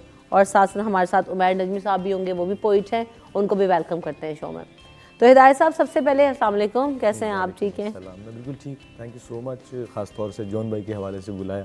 हाँ तो बिल्कुल, आपकी आमद इसलिए भी इम्पॉर्टेंट है क्योंकि जैसे भी आप जिक्र ही कर रहे थे, हम लोग जब स्टोरी देख रहे थे कि आपने जॉन साहब के साथ आपकी मुलाकातें भी रहीं, तो यहीं से आगाज़ कर लेते हैं बात का कि कैसा पाया उनको और फिर वो क्या बहुत ज़्यादा मिलनसार थे, बहुत ज़्यादा जैसे उनकी तबीयत में हम देखते हैं, उनकी शायरी में हम देखते हैं, तो वैसी पर्सनालिटी भी थी। उमूमन ऐसा होता है ना, शायरों की पर्सनालिटी कुछ और होती है, शायरी कुछ और कह रही होती है। तो कैसा आपने उनको पाया? जॉन भाई की जहाँ तक मुझे याद है, मैं उस तरह से जिस तरह से दोस्ताना मुलाकातें हैं वैसी मुलाकातें तो नहीं रही, लेकिन चूँकि 90s के जो आखिरी आयाम थे तो उनमें जब हम खुद शायरी के लिए निकले तो अक्सर मुशायरों में जो है हम जाते थे तो ये देखते थे कि एक आदमी जो है ना बड़ा नाराज़ तबीयत का आदमी है और लोग बड़ा नाज उठा रहे हैं, बड़े नखरे उठा रहे हैं, मिन्नतें कर रहे हैं कि इधर आओ, वो कहते हैं हट जाओ यार, हट जाओ, ये करो वो करो। तो हम खुद वो सोचा करते थे कि यार ये किस किस्म का शख्स है कि यार इतना जो है वो गुस्से में भरा हुआ है और लोग नखरे उठा रहे हैं, या एक पता नहीं था उस वक्त। फिर वक्त गुजरने के साथ साथ जब पढ़ना शुरू किया, जानना शुरू किया तो मालूम हुआ कि जॉन भाई तो एक बिल्कुल ही जिसे कहते हैं ना कि वो है ही नहीं इस जहान के ना, वो कहीं और थे। इसलिए कि हमारे यहाँ तो नॉर्मली हम जॉन को सिर्फ शायर की हैसियत से जानते हैं। जॉन फ़लसफ़ी थे, जॉन माहिर फ़ल्कियात थे, इल्मुल आदात से लेके रियाजियात से लेके मैथमेटिक्स से लेके कितनी सारी किताबें। इब्रानी ज़बान के वाहिद आदमी थे, अगर मैं ये कहूँ तो बेजान होगा इस ख़ित्ते में, जो इब्रानी ज़बान जानते थे। तो जॉन भाई की शख्सियत की मुख्तलिफ़ जहतें थी। आप फ़लसफ़े पे बात करें तो उनसे बड़ा फ़लसफ़ी कोई नहीं था, आप तारीख़ पे बात करें उनसे बड़ा तारीख़दान कोई नहीं था, आप जो है वो शायरी के रमूज़ पे बात करें तो जॉन भाई के हाँ देखें बहुत मुश्किल तराकीब में, बहुत मुश्किल अल्फाज में लिखना बहुत सहल होता है, लेकिन आसान अल्फाज में एक आम सी बात को ख़ास बनाना बहुत मुश्किल होता है। और जॉन भाई जो है वो एक आम सी बात को आम से अल्फाज में ख़ास बनाने का हुनर जानते थे। जैसे आपने शुरुआत में बड़ा उम्र गुजरेगी इम्तहान में क्या, दाग ही देंगे मुझको दान में क्या, मेरी हर बात बेअसर ही रही, नुक्स है कुछ मेरे बयान में क्या, और बोलते क्यों नहीं मेरे हक़ में, आबले पड़ गए ज़ुबान में क्या, अब मुझे कोई टोकता भी नहीं, यही होता है ख़ानदान में क्या। अब देखिए यहाँ नफ्सियात देखिए, मुझे कोई टोकता भी नहीं, यही होता है ख़ानदान में क्या। कितनी कॉमन सी बात है ना, कितने और यूं जो तकता है आसमान को तू, कोई रहता है आसमान में क्या, ये मुझे चैन क्यों नहीं पड़ता, एक ही शख्स था जहान में क्या। अब ये बहुत सिंपल सी बातें हैं, सही बात है, लेकिन इसके पीछे देखिए, जैसे मैं कहूँ ना कि यही होता है ख़ानदान में, क्या पूरी एक नफ्सियात है एक फैमिली की। सही बात है, वो कि आपने जहाँ एक लाइन में फैमिली कह होगी, गए। हाँ, वहाँ रोक टोक होगी, आपसे पूछा जाएगा आप कहाँ जा रहे हैं, आप क्या कर रहे हैं, आप क्या नहीं कर रहे। लेकिन जब ये सारी चीज़ें रह जाएं तो आदमी सवाल उठाता है कि यार ख़ानदान में यूँ मैं कहीं बाहर हूँ। इससे हटके उनके यहाँ मैं आपको बताऊँ कि दुनिया की शायद ही कोई ऐसी चीज़ हो कि जिसके बारे में उन्होंने बहुत सादा से अल्फाज में ना कहा। बिल्कुल ऐसा ही है। उमैर नजमी साहब हैं हमारे साथ मौजूद, हमें ज्वाइन कर लिया है। अस्सलाम वालेकुम उमैर साहब, आपको मेरी आवाज़ आ रही है? जी वालेकुम अस्सलाम। जी आवाज़ आ रही है। उमैर साहब, हम जॉन साहब के बारे में जब हम बात करते हैं, और जैसे अभी हिदायत साहिर भी कह रहे थे कि जब जॉन साहब के पहलुओं पर नज़र डालते हैं तो खाली सिर्फ शायर ही नहीं, आपने कितनी ही किताबों के तर्जुमे किए, आपने जो है वो फ़ॉरेन लिटरेचर को ट्रांसलेट किया, और आप कई ज़बानों पर अबूर रखते थे। संस्कृत आप जानते थे, आप उर्दू, फ़ारसी और दीगर इब्रानी, और फिर उन बाहर से लिटरेचर लेके उनका तर्जुमा करते, तो एक बड़ा कंट्रीब्यूशन है आपका। और नसर निगारी जैसे भी हमने इसमें भी देखा कि नसर निगारी भी, तो काफ़ी ज़्यादा पहलू हैं आपकी पर्सनालिटी के। कितना इम्पॉर्टेंट है जॉन को समझना आजकल की नस्ल के लिए भी, क्योंकि हम देखते हैं कि मीर तकी मीर साहब को हम पढ़ रहे होते हैं, फराज साहब को पढ़ रहे होते हैं, फैज़ अहमद फैज़ साहब को पढ़ रहे होते हैं, जॉन लिया को लोगों ने अब पढ़ना ज़ाते खुद शुरू किया, लेकिन मेरे ख्याल से अभी हमारे निसाब का तो हिस्सा नहीं। लेकिन बहरहाल क्या कहेंगे आप उमर साहब? सबसे पहले तो बहुत शुक्रिया मुझे इस मौके पर मदऊ करके जॉन साहब के बारे में कुछ कहने का मौका देने के लिए। जितने भी असहाब आपके पैनल पर हैं, हिदायत भाई और आप सब, अस्सलाम वालेकुम। जहाँ तक आपके सवाल का ताल्लुक है, मेरे ख्याल में जॉन एलिया 21वीं सदी का जो इंसान है मजमूई तौर पर, उसकी ज़िंदगी का तारीफ जो है हम कर सकते हैं। मतलब वो अपनी ज़िंदगी को जैसे देखता है इस दुनिया में, इस कुर्रायर्स पर, खुद को जैसे अजनबी और एक रायगा एंटिटी के तौर पर महसूस करता है, उसकी एक भरपूर डेफिनेशन वो आपको तारीफ अपनी शायरी के जरिए देकर जाते हैं। तो उनकी शायरी एक तरफ अगर देखा जाए, शायरी जहाँ तक सिर्फ शायरी की बात करें तो एक बहुत ज़्यादा कैफियत के साथ, तासीर के साथ, पुरअसर तरीके से इस बात को बयान करना कि इंसान ले देकर एक सिर्फ रायगानी का एहसास है, जो होकर भी ना होना जो होता है, वो उसको उन्होंने बयान कर दिया है। जो बाकी उनकी जिहाद हैं, जिसमें आपने बताया कि फ़लसफ़ा है, उसमें लिसानियात है, उसमें बहुत सारी जो ज़ुबानें उन्होंने आपने तर्जुमा की हैं, जो हमें पता भी है कि वो इब्रानी ज़ुबान तक पे उनको अबूर था, और बाकी बहुत सारे उन्होंने तराजिम किए हैं। और फिर उनकी आप नज़में पढ़ें, और आप उनके ख़ासतौर पर जो मज़ामीन हैं, उनकी किताब जो फरनून, मतलब आप इस तरह की चीज़ें देखते हैं तो आपको लगता है कि बहुत एक इल्म अपने अंदर जज्ब की हुई जो शख्सियत होती है वो आपके सामने नज़र आती है। और फिर ज़ाहिर बात है उनका बयानिया भी ऐसा दबंग और इतना पुरअसर था कि मेरे ख्याल में बहुत अरसे बाद एक कोई 20-25 साल का गैप नज़र आता है हमें कि किसी शायर के साथ ऐसे यूथ ने ख़ास तौर पर और आवाम ने बिलअमूम कनेक्ट किया हो और उनको ऐसे सेलिब्रेट किया जाता हो। तो मेरे ख्याल में तो उनको पढ़ना, और उन ख़ास तौर पर ये पढ़ना कि उन्होंने अपने अंदाज़े बयां उनका कैसा था, और किसी बात को कहने के लिए क्या क्या चीज़ें ज़रूरी होती हैं आपकी तहरीर में, आपकी बात में, तो वो बहुत ज़रूरी है उनको इस एंगल से पढ़ना। और निसाब में उनकी बहुत सारी ऐसी चीज़ें हैं जो शामिल हो सकती हैं, ना सिर्फ के शायरी की बल्कि नसर की भी। बिल्कुल ऐसे में यही बात की तरफ आ रही थी कि देखें, हम हिदायत गालिब साहब को पढ़ते हैं, खतूत भी पढ़ते हैं, उनके शायरी भी पढ़ते हैं, और मीर तकी मीर एक, मतलब लेकिन जो बात अभी उमैर साहब ने कही ना कि एक बड़ा गैप है जिसके बाद हमने ये देखा। और अगर अभी दौरे हाजिर से कनेक्ट करना चाहें, और मुझे ऐसा लगता है कि यंग शौरा को भी डालना चाहिए, ताकि जो लोग आना चाहते हैं, करना चाहते हैं, या जिनको प्रमोशन चाहिए, जिनको समझना है, ठीक है, वो एक दौर अलग था, फिर एक दौर आया, मतलब कई अदवार गुजर चुके हैं उसके बाद से, गालिब साहब के बाद से लेकर अब तक इकबाल का एक दौर रहा, फिर सब चीज़ें। लेकिन करंट शौरा को, या जो अभी रिसेंटली गुजरे हैं, उनको शामिल करना निसाब में हाल में कितना ज़रूरी है, और फिर इसमें इंटरेस्ट देखा गया है। अभी जैसे मैंने भी बात की, मैंने भी कहा कि नौजवान नस्ल ने ही जॉन एलिया साहब को अभी तक भी इतना लोग पसंद कर रहे होते हैं, देख रहे होते हैं, चाह रहे हैं उन्हें, तो मेरा ख्याल है कि शामिल होना चाहिए।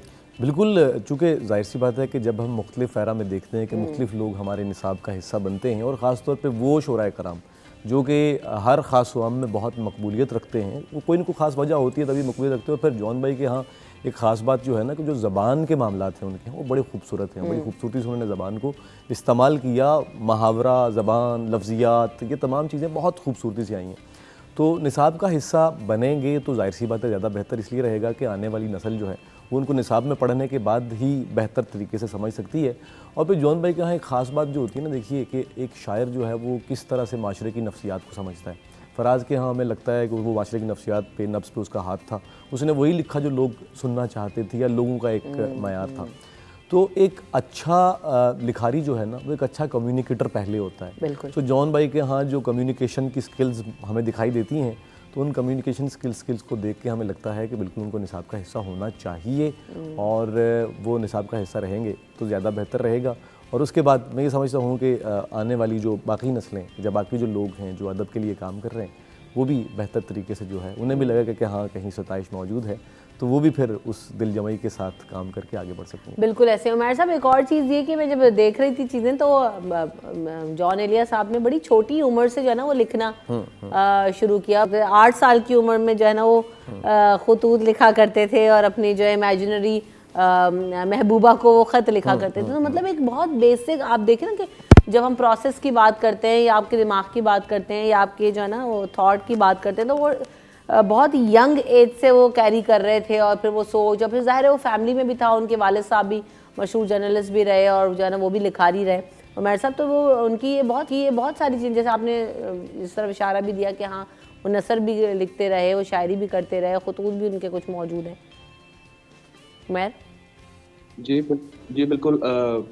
हम अगर उनकी शख्सियत को देखें, मतलब उनकी शख्सियत जो जिसको उनको शख्सियत को ढालने में उनकी जो एक फैमिली बैकग्राउंड है, जैसे आपने अभी जिक्र किया, बहुत उसका हाथ है। उनके दोनों भाई जो हैं उनका मतलब अमरोहा का वो ख़ानदान कि जो तहजीब, सकाफत और इल्म को जज्ब किए हुआ था, और फिर वो इतना जज्ब किया हुआ इल्म जब फिर कहीं आप निचोड़ते हैं तो वो उसी सूरत में निकलता है जैसे जॉन एलिया साहब की शायरी में और नसर में निकला है। मतलब उनकी एक एक जुमला, एक एक बात, बल्कि बहुत सारी वाक़यात ऐसे भी हैं या चीज़ें ऐसी भी हैं जो ज़ाहिर बात है कहीं कलम बंद नहीं होती हैं, वो सीना ब सीना चलती हैं। लोग उनके साथ जो इंटरेक्ट करते थे वो फिर अपने करीबियों को, अजीज़ों को बताते थे। मुझ तक कई बातें जो उनके साथ टाइम गुजारने वाले लोग हैं, बहुत उनके करीब रहने वाले लोग हैं, ऐसे वाक़यात कि उनके एक एक जुमले में जो हिकमत और कोई जुमला उनका कहना चाहिए ना कि फजूल अगर आपको लग भी रहा है तो उसमें आप ढूंढेंगे कोई ना कोई मानी निकल आएगा।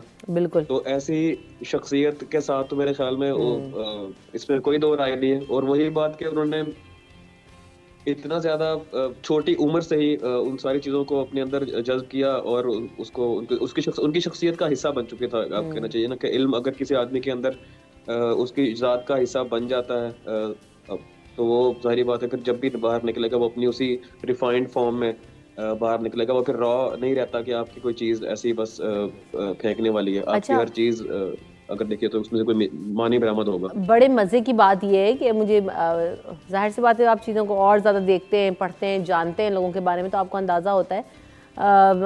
ये देखा मैंने कि जो वो पढ़ते थे जूनियर क्लासेस में तो स्कूल में दिल नहीं लगता था और जो है वो फेल भी हो जाते थे, पढ़ा भी नहीं जाता था, लेकिन जो है वो इस तरफ जो है ना क्रिएटिव माइंड थे और जो है ना लिखना चाहते थे, पढ़ना चाहते थे। उर्दू से शगफ था, ज़बानों से शगफ था, लेकिन जैसे बात है कि दीगर सब्जेक्ट्स में उनका इतना कोई रुझान नहीं था। तो हम ये समझ रहे थे कि बहुत सारे लोग जी उमर sorry to cut you off, लेकिन ये जो मसाइल है ना, ये जो आप बता रही हैं कि दरसी जो एक हमारा सिलसिलाकार होता है, उसके साथ आप जितने भी जीनियसेस हैं आपके सामने, जितने भी लोग इन्वेंटर्स हैं, क्रिएटर्स हैं, आप देखिए उनके साथ ये मसाइल रहे हैं कि उनको ये आम रूटीन के जो हमारी पूरा एजुकेशन सिस्टम है जिसको हम कहते हैं कि बाकायदा जाना, एग्जाम्स देना, चीज़ों को लर्न करना, मतलब इन लोगों के शायद परसीव करने का, इल्म अपने अंदर उतारने का, अपने अंदर जज्ब करने का तरीका और होता है। इनको कभी भी वो लगा बंदा एक आप यूनिफॉर्म में जा रहे हैं, आप चीज़ें रट रहे हैं, दायरे में बंद नहीं कर सकते। दायरे में नहीं रह reproduce कर सकते रहे ये हैं लोग। या पेपर में नंबर ले रहे हैं, तो ये इनके लिए ये वाली गेम होती नहीं है, ये कहीं और से ही आते हैं। हाँ, मुझे ऐसा लगता है कि हाँ, ये चीज़ें जो है ना वो आपके अंदर बॉर्न क्रिएटिविटी होती है। और फिर दूसरी बात ये कि हमारा सिस्टम इतना देते ना वो चीज़ें रटने में, लगाने में, पढ़ने में, कि वो मेरे ख्याल से आप वो क्रिएटिविटी को जो छोड़ देते हैं, वो मार देते हैं। ये जब ये सारे लोग स्कूल छोड़ देते हैं, फेल हो जाते हैं, उस सिस्टम से नाराज़ हो जाते हैं, फिर उनकी क्रिएटिविटी कुछ और ही निकल कर आ रही होती है। और हमने देखा, मैं वक्फा ले लेती हूँ, वक्फे के बाद वापस आएंगे तो इसी नुक्ते को आगे भी बढ़ाएंगे और इसको एड्रेस करेंगे कि हम बहुत सारे बच्चों को अंडर एस्टिमेट कर रहे होते हैं कि वो पढ़ नहीं रहे, स्कूल में टॉप नहीं करते, अच्छी पोजीशंस पे नहीं आते। भाई, आप जितने बड़े लेजेंड्स को उठाकर देखें या आज जितने बड़े बड़े आप दुनिया के अमीर तरीन लोगों में जिन लोगों का शुमार होता है, वो अपने स्कूल्स में फेल होते रहे, उनका पढ़ाई में कोई ऐसा रुझान नहीं था, लेकिन वो क्रिएटिव साइड पे कुछ और थे, माइंड उन्होंने अपना किसी और तरीके से यूटिलाइज किया और इस्तेमाल किया। तो जॉन साहब में भी हमें वो चीज़ दिखाई देती है। बात करेंगे इस पर after this break. Stay tuned.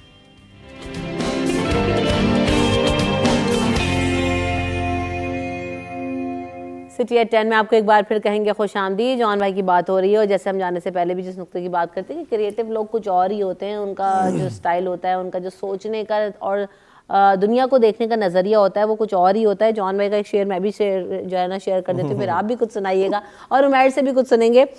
ये मुझे चैन क्यों नहीं पड़ता, ये मुझे चैन क्यों नहीं पड़ता, बड़ा मशहूर है। ये मुझे चैन क्यों नहीं पड़ता, एक ही शख्स था जहान में क्या, मैं भी बहुत अजीब हूँ, इतना अजीब हूँ कि बस मैं भी बहुत अजीब हूँ, इतना अजीब हूँ कि बस खुद को तबाह कर लिया और मलाल भी नहीं। क्या बात, क्या बात। तो ये जो क्रिएटिव लोग होते हैं ये वाकई ऐसे ही होते हैं। अच्छा, मैं जॉन भाई की गज़ल सुनने से पहले आपको बताऊँ कि जॉन भाई या जो इस कबील के लोग होते हैं, असल में होता ये है कि कोई भी तख्लीकी जहन ना किसी दायरे में नहीं रह सकता जी। ठीक है। अच्छा, जॉन भाई के यहाँ वो खुद भी अपने मुकदमे में लिखते हैं कि मेरे बाप ने बड़ा जुल्म किया है मुझ पे, मुझे बड़ी शिकायत है उससे कि उसने ज़िंदगी में रहने के तौर तरीके नहीं सिखाए। उसने कहा कि जो मिलेगा इन किताबों से मिलेगा। सही। और इन किताबों ने बड़ा जुल्म किया मुझ पर। नज़्म उनकी बड़ी मशहूर, वो भी आपने सुनी होगी, बड़ी मशहूर है।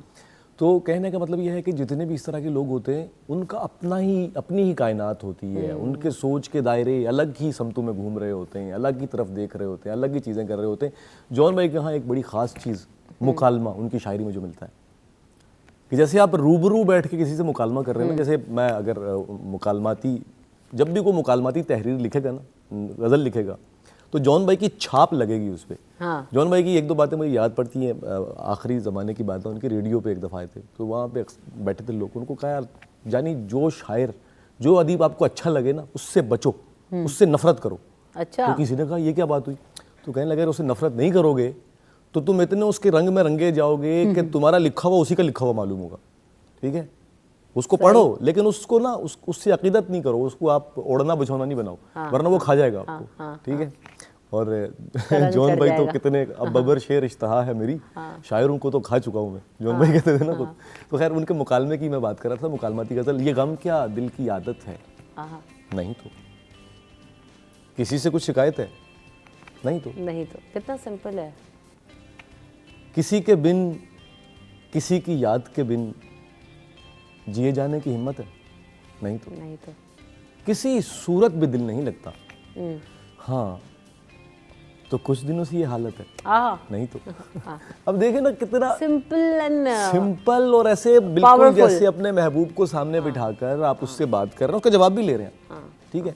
तो ये ख़ास तौर से देखिए ना, बात ये है कि शायरी का मामला अगर उसमें अबलाग और कैफियत ये दोनों चीज़ें मिस है ना, तो कुछ भी नहीं है। जैसे हम देखते हैं कि मीर के यहाँ हमें ये बड़ा रंग मिलता है कि पत्ता पत्ता बूटा बूटा हाल हमारा जाने है, जाने ना जाने गुल ही ना जाने बाग तो सारा जाने। सादा सी बात है मगर बिल्कुल लग रही है। इसी तरह से कितनी खूबसूरती से आपने बात की। और जॉन के यहाँ ऐसा होता है ना कि शायर लिखता कुछ है मगर वो होता कुछ है। आपने कहा ना कि मैं भी बहुत अजीब हूँ, इतना अजीब हूँ कि बस खुद को तबाह कर लिया और मलाल भी नहीं। और जॉन तबाही के उस धाने पे थे। हमारे कितने दोस्त, हमारा दोस्त है कैसर वजदी, आजकल मुल्क से बाहर है। आखिरी उम्र तो कैसर वजदी के साथ गुजरी है उनके घर में, और यानी इस हाल में थे कि उसके पास जगह नहीं थी और वहीं बकरी बंधी हुई थी, वहीं जॉन भाई रह रहे थे। बताएं। ठीक है। ये भी जो है ना तो वो ये भी बड़ा बुरा है हमारे यहाँ ना। ये एक चीज़ है आर्टिस्टों के साथ और क्रिएटिव लोगों के साथ।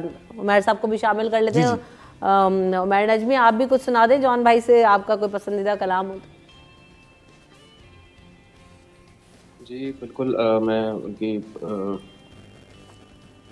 मतलब वैसे तो बहुत सारे जब आप जब जब से मैं लग रहा है कि उनका कुछ सुनाना पड़ेगा, मैं सोच रहा हूँ कि क्या चीज़ सुनाऊँ, तो इतना कुछ देर में आ रहा है कि बहरहाल मैं उनके एक गज़ल है जो थोड़ा सा उसमें थोड़ा सा इज़हार में सादगी भी है, तुम क्योंकि ये प्रोग्राम हमारा मैस कम्युनिकेशन, क्योंकि लोगों तक जा रहा है, तो ज़्यादातर लोगों तक उनका कलाम जो आसान कलाम है वो भी मैं चाहता हूँ कि पहुंचे। आसान से मेरा मतलब है जिसमें ज़रा फिलोसॉफिकल पॉइंट्स ज़रा कम है। तो कहते हैं कि किससे इजहार मुद्दा कीजिए, किससे इजहार मुद्दा कीजिए, आप मिलते नहीं हैं क्या कीजिए, आहा। हो ना पाया ये फैसला अब तक, आप कीजिए तो क्या आप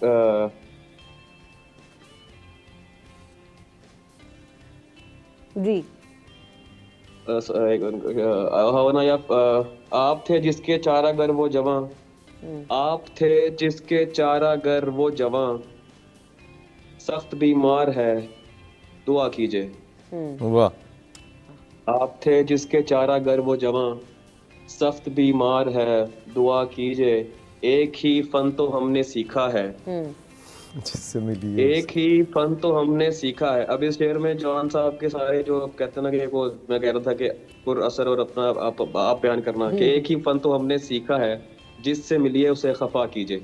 वाह आहा, वाह वाह। वाह वाह। एक ही फन तो हमने सीखा है, जिससे मिलिए उसे खफा कीजिए, है तकाजा मेरी तबीयत का, है तकाजा मेरी तबीयत का, हर किसी को चराग पा कीजिए। क्या बात है। अब ये दो अशआर ऊपर नीचे उनकी वो जो एक कहना चाहिए अपने बारे में जो राय रखते थे कि मैं शायद आम लोगों का या सोशल एक गैदरिंग का आदमी नहीं हूँ, मैं जिससे मिलता हूँ उसे खफा कर देता हूँ, मैं कहीं बैठने लायक नहीं हूँ। मतलब वो अगर कहा जाता है ना कि जॉन साहब बड़ी सिमाब सिफत और अजीब तबीयत के मालिक थे, जो हम उनके बारे में पढ़ते भी हैं, तो उनको इस चीज़ का इदराक कहीं ना कहीं लाशूरी तौर पर खुद भी था कि शायद मैं जब लोगों के साथ होता तो मेरा रवैया वैसे नहीं होता जैसा कि आमतौर पर एक रखा जाता है, क्योंकि मुनाफिकत नहीं थी वो, जो खुलकर उन किसी के बारे में राय थी उसको देते थे और उसको वैसे ही वो ट्रीट करते थे। तो ये अच्छा। उनकी शायरी में आपको नजर आता है ये सारी चीजें। जी। अच्छा उमर, मैं बताऊं ये आपको भी बताऊं कि हमने चूँकि देखा उनको आखिरी अवाइल में जो उम्र में जो मुशायरे उनके दो चार ने देखा कि वो जैसे तू उमर ने कहा ना कि मुनाफिक नहीं थे, अगर किसी की बात बुरी लगती थी ना, ये नहीं कहते थे कि मजमा है, मुशायरा है, ऑडियंस बैठी है, वो उसका इजहार कर देते थे, वो मुंह पे बात कर देते थे कि भाई तू हट जा पीछे, मुझे तो अच्छा नहीं लगता, या तूने ये कर दिया। वो इस तरह के आदमी थे, लगी लिपटी नहीं रखते थे, वो जो है मुंह पे है वरना बिल्कुल नहीं। ऐसे ही। जाते जाते कुछ सुनाना अच्छा, चाहेंगे आप? मैं चाहता हूँ कि चूँकि दिसंबर में जॉन भाई की जो है वो सालगिरह भी है, और वैसे दिसंबर के हवाले से शायरियाँ जो हैं वो शायरों को बड़ी बुरी लगती हैं, लेकिन मैंने एक ट्रिब्यूट जॉन भाई को दिया था कि दिसंबर के हवाले से एक नज़्म थी, दिसंबर आने वाला है, तो वो बेसिकली जॉन भाई को ट्रिब्यूट था मेरा। और इसको उमर, इसको बिल्कुल दिसंबराई हुई नज़्म नहीं कहना भाई, मैं बहुत सहमी हुई हैं टहनियाँ सारे दरख्तों की, दिसंबर आने वाला, बहुत खामोश हैं शाखें, उन्हें कुछ टूटते पत्तों के बढ़ते शोर ने खामोश कर डाला। वहाँ उस पेड़ पर देखो बरहना शाख पर बैठे हुए चिड़ियों के जोड़े को, दिसंबर की हवाएं तो इन्हें भी जहर लगती हैं, दरख्तों की ये उरियानी इन्हें भी काटती है, हाँ मगर उम्मीद कहती है ये मौसम फिर से बदलेगा। वाह, बहुत खूब। वहाँ पर उम्मीद फारिहा कहती है ये मौसम फिर से बदलेगा। उम्मीद कहती है ये मौसम फिर से बदलेगा। वहाँ पर फारिहा और जॉन मौसम की रवानी में मुसलसल शेर कहते चल रहे हैं सूखे पत्तों पर। वाह।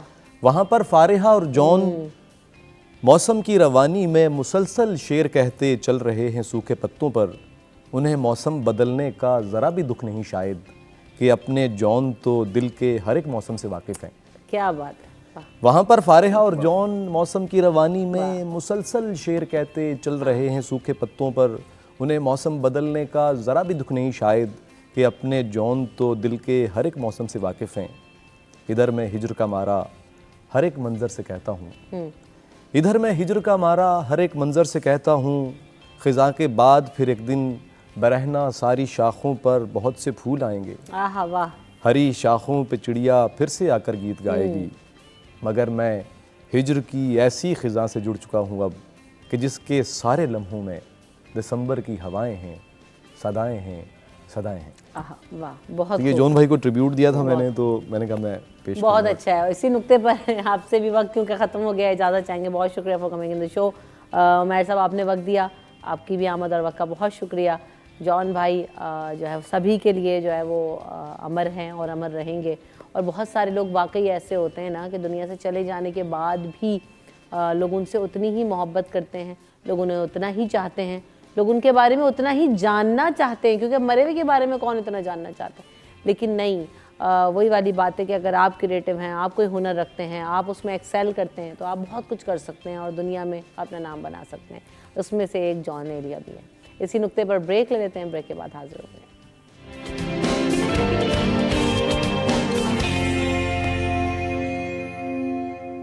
सिटी 10 में आपको एक बार फिर कहेंगे खुश आमदीद। और मौसम चूँकि जैसे मैंने आगाज़ में कहा था, कुछ लग रहा है कि कराची वालों के लिए अब बदलना शुरू हो गया। और महकमे मौसमियात ने भी कहा था कि आइंदा 10 रोज़ में जो सर्दी की शिद्दत है उसमें इजाफा होगा, सर्द हवाएं चलेंगी। तो कराची वाले तो बेचारे सुन के ही हुडी निकाल के खड़े हो जाते हैं कि आए तो जनाब पहन लें, कुछ दिन तो हमें भी सर्दी के मिल जाए।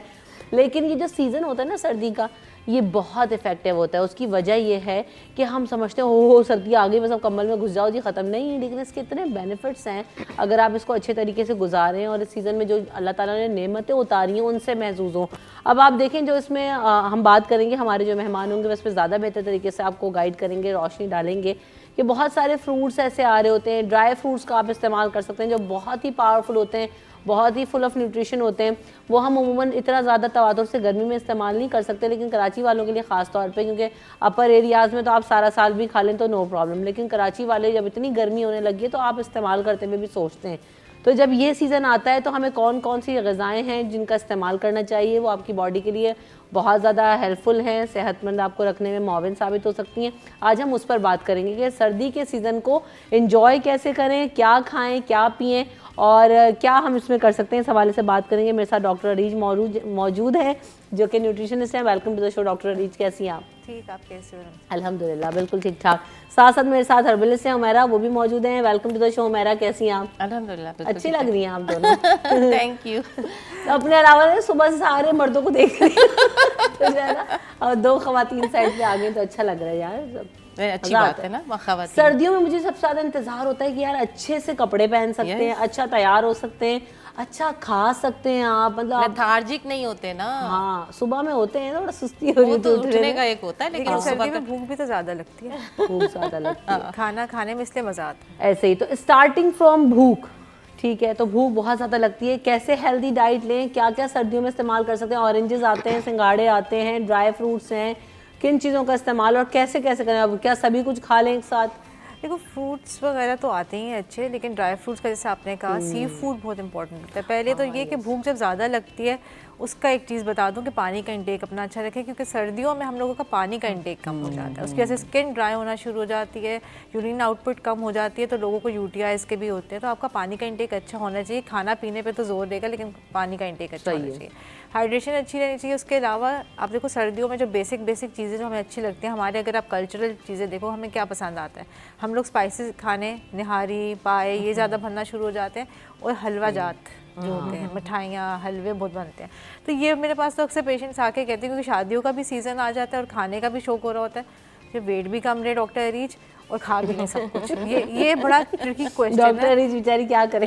डॉक्टर अरीज कहती है नहीं सब कुछ खाएं, लेकिन किस टाइम पे खाएं, बैलेंस करके खाएं, क्योंकि मुझे पता है कि हम लोगों को, जैसे हमारे घर में भी बड़ा होता है कि गाजर का हलवा ज़रूर बनना है, फ्रूट का हलवा ज़रूर बनना है, तो ये चीज़ आपने मॉर्निंग टाइम्स पे खानी है, खानी ज़रूर है। इसमें आप ड्राई फ्रूट्स ऐड कर लें, बिकॉज ओमेगा फैटी एसिड्स जितने अच्छे होते हैं, जितने भी नट्स हैं, बादाम हो गया, अखरोट हो गया, पिस्ता हो गया, काजू हो गया, इनकी अपनी अपनी न्यूट्रिशनल वैल्यू होती है।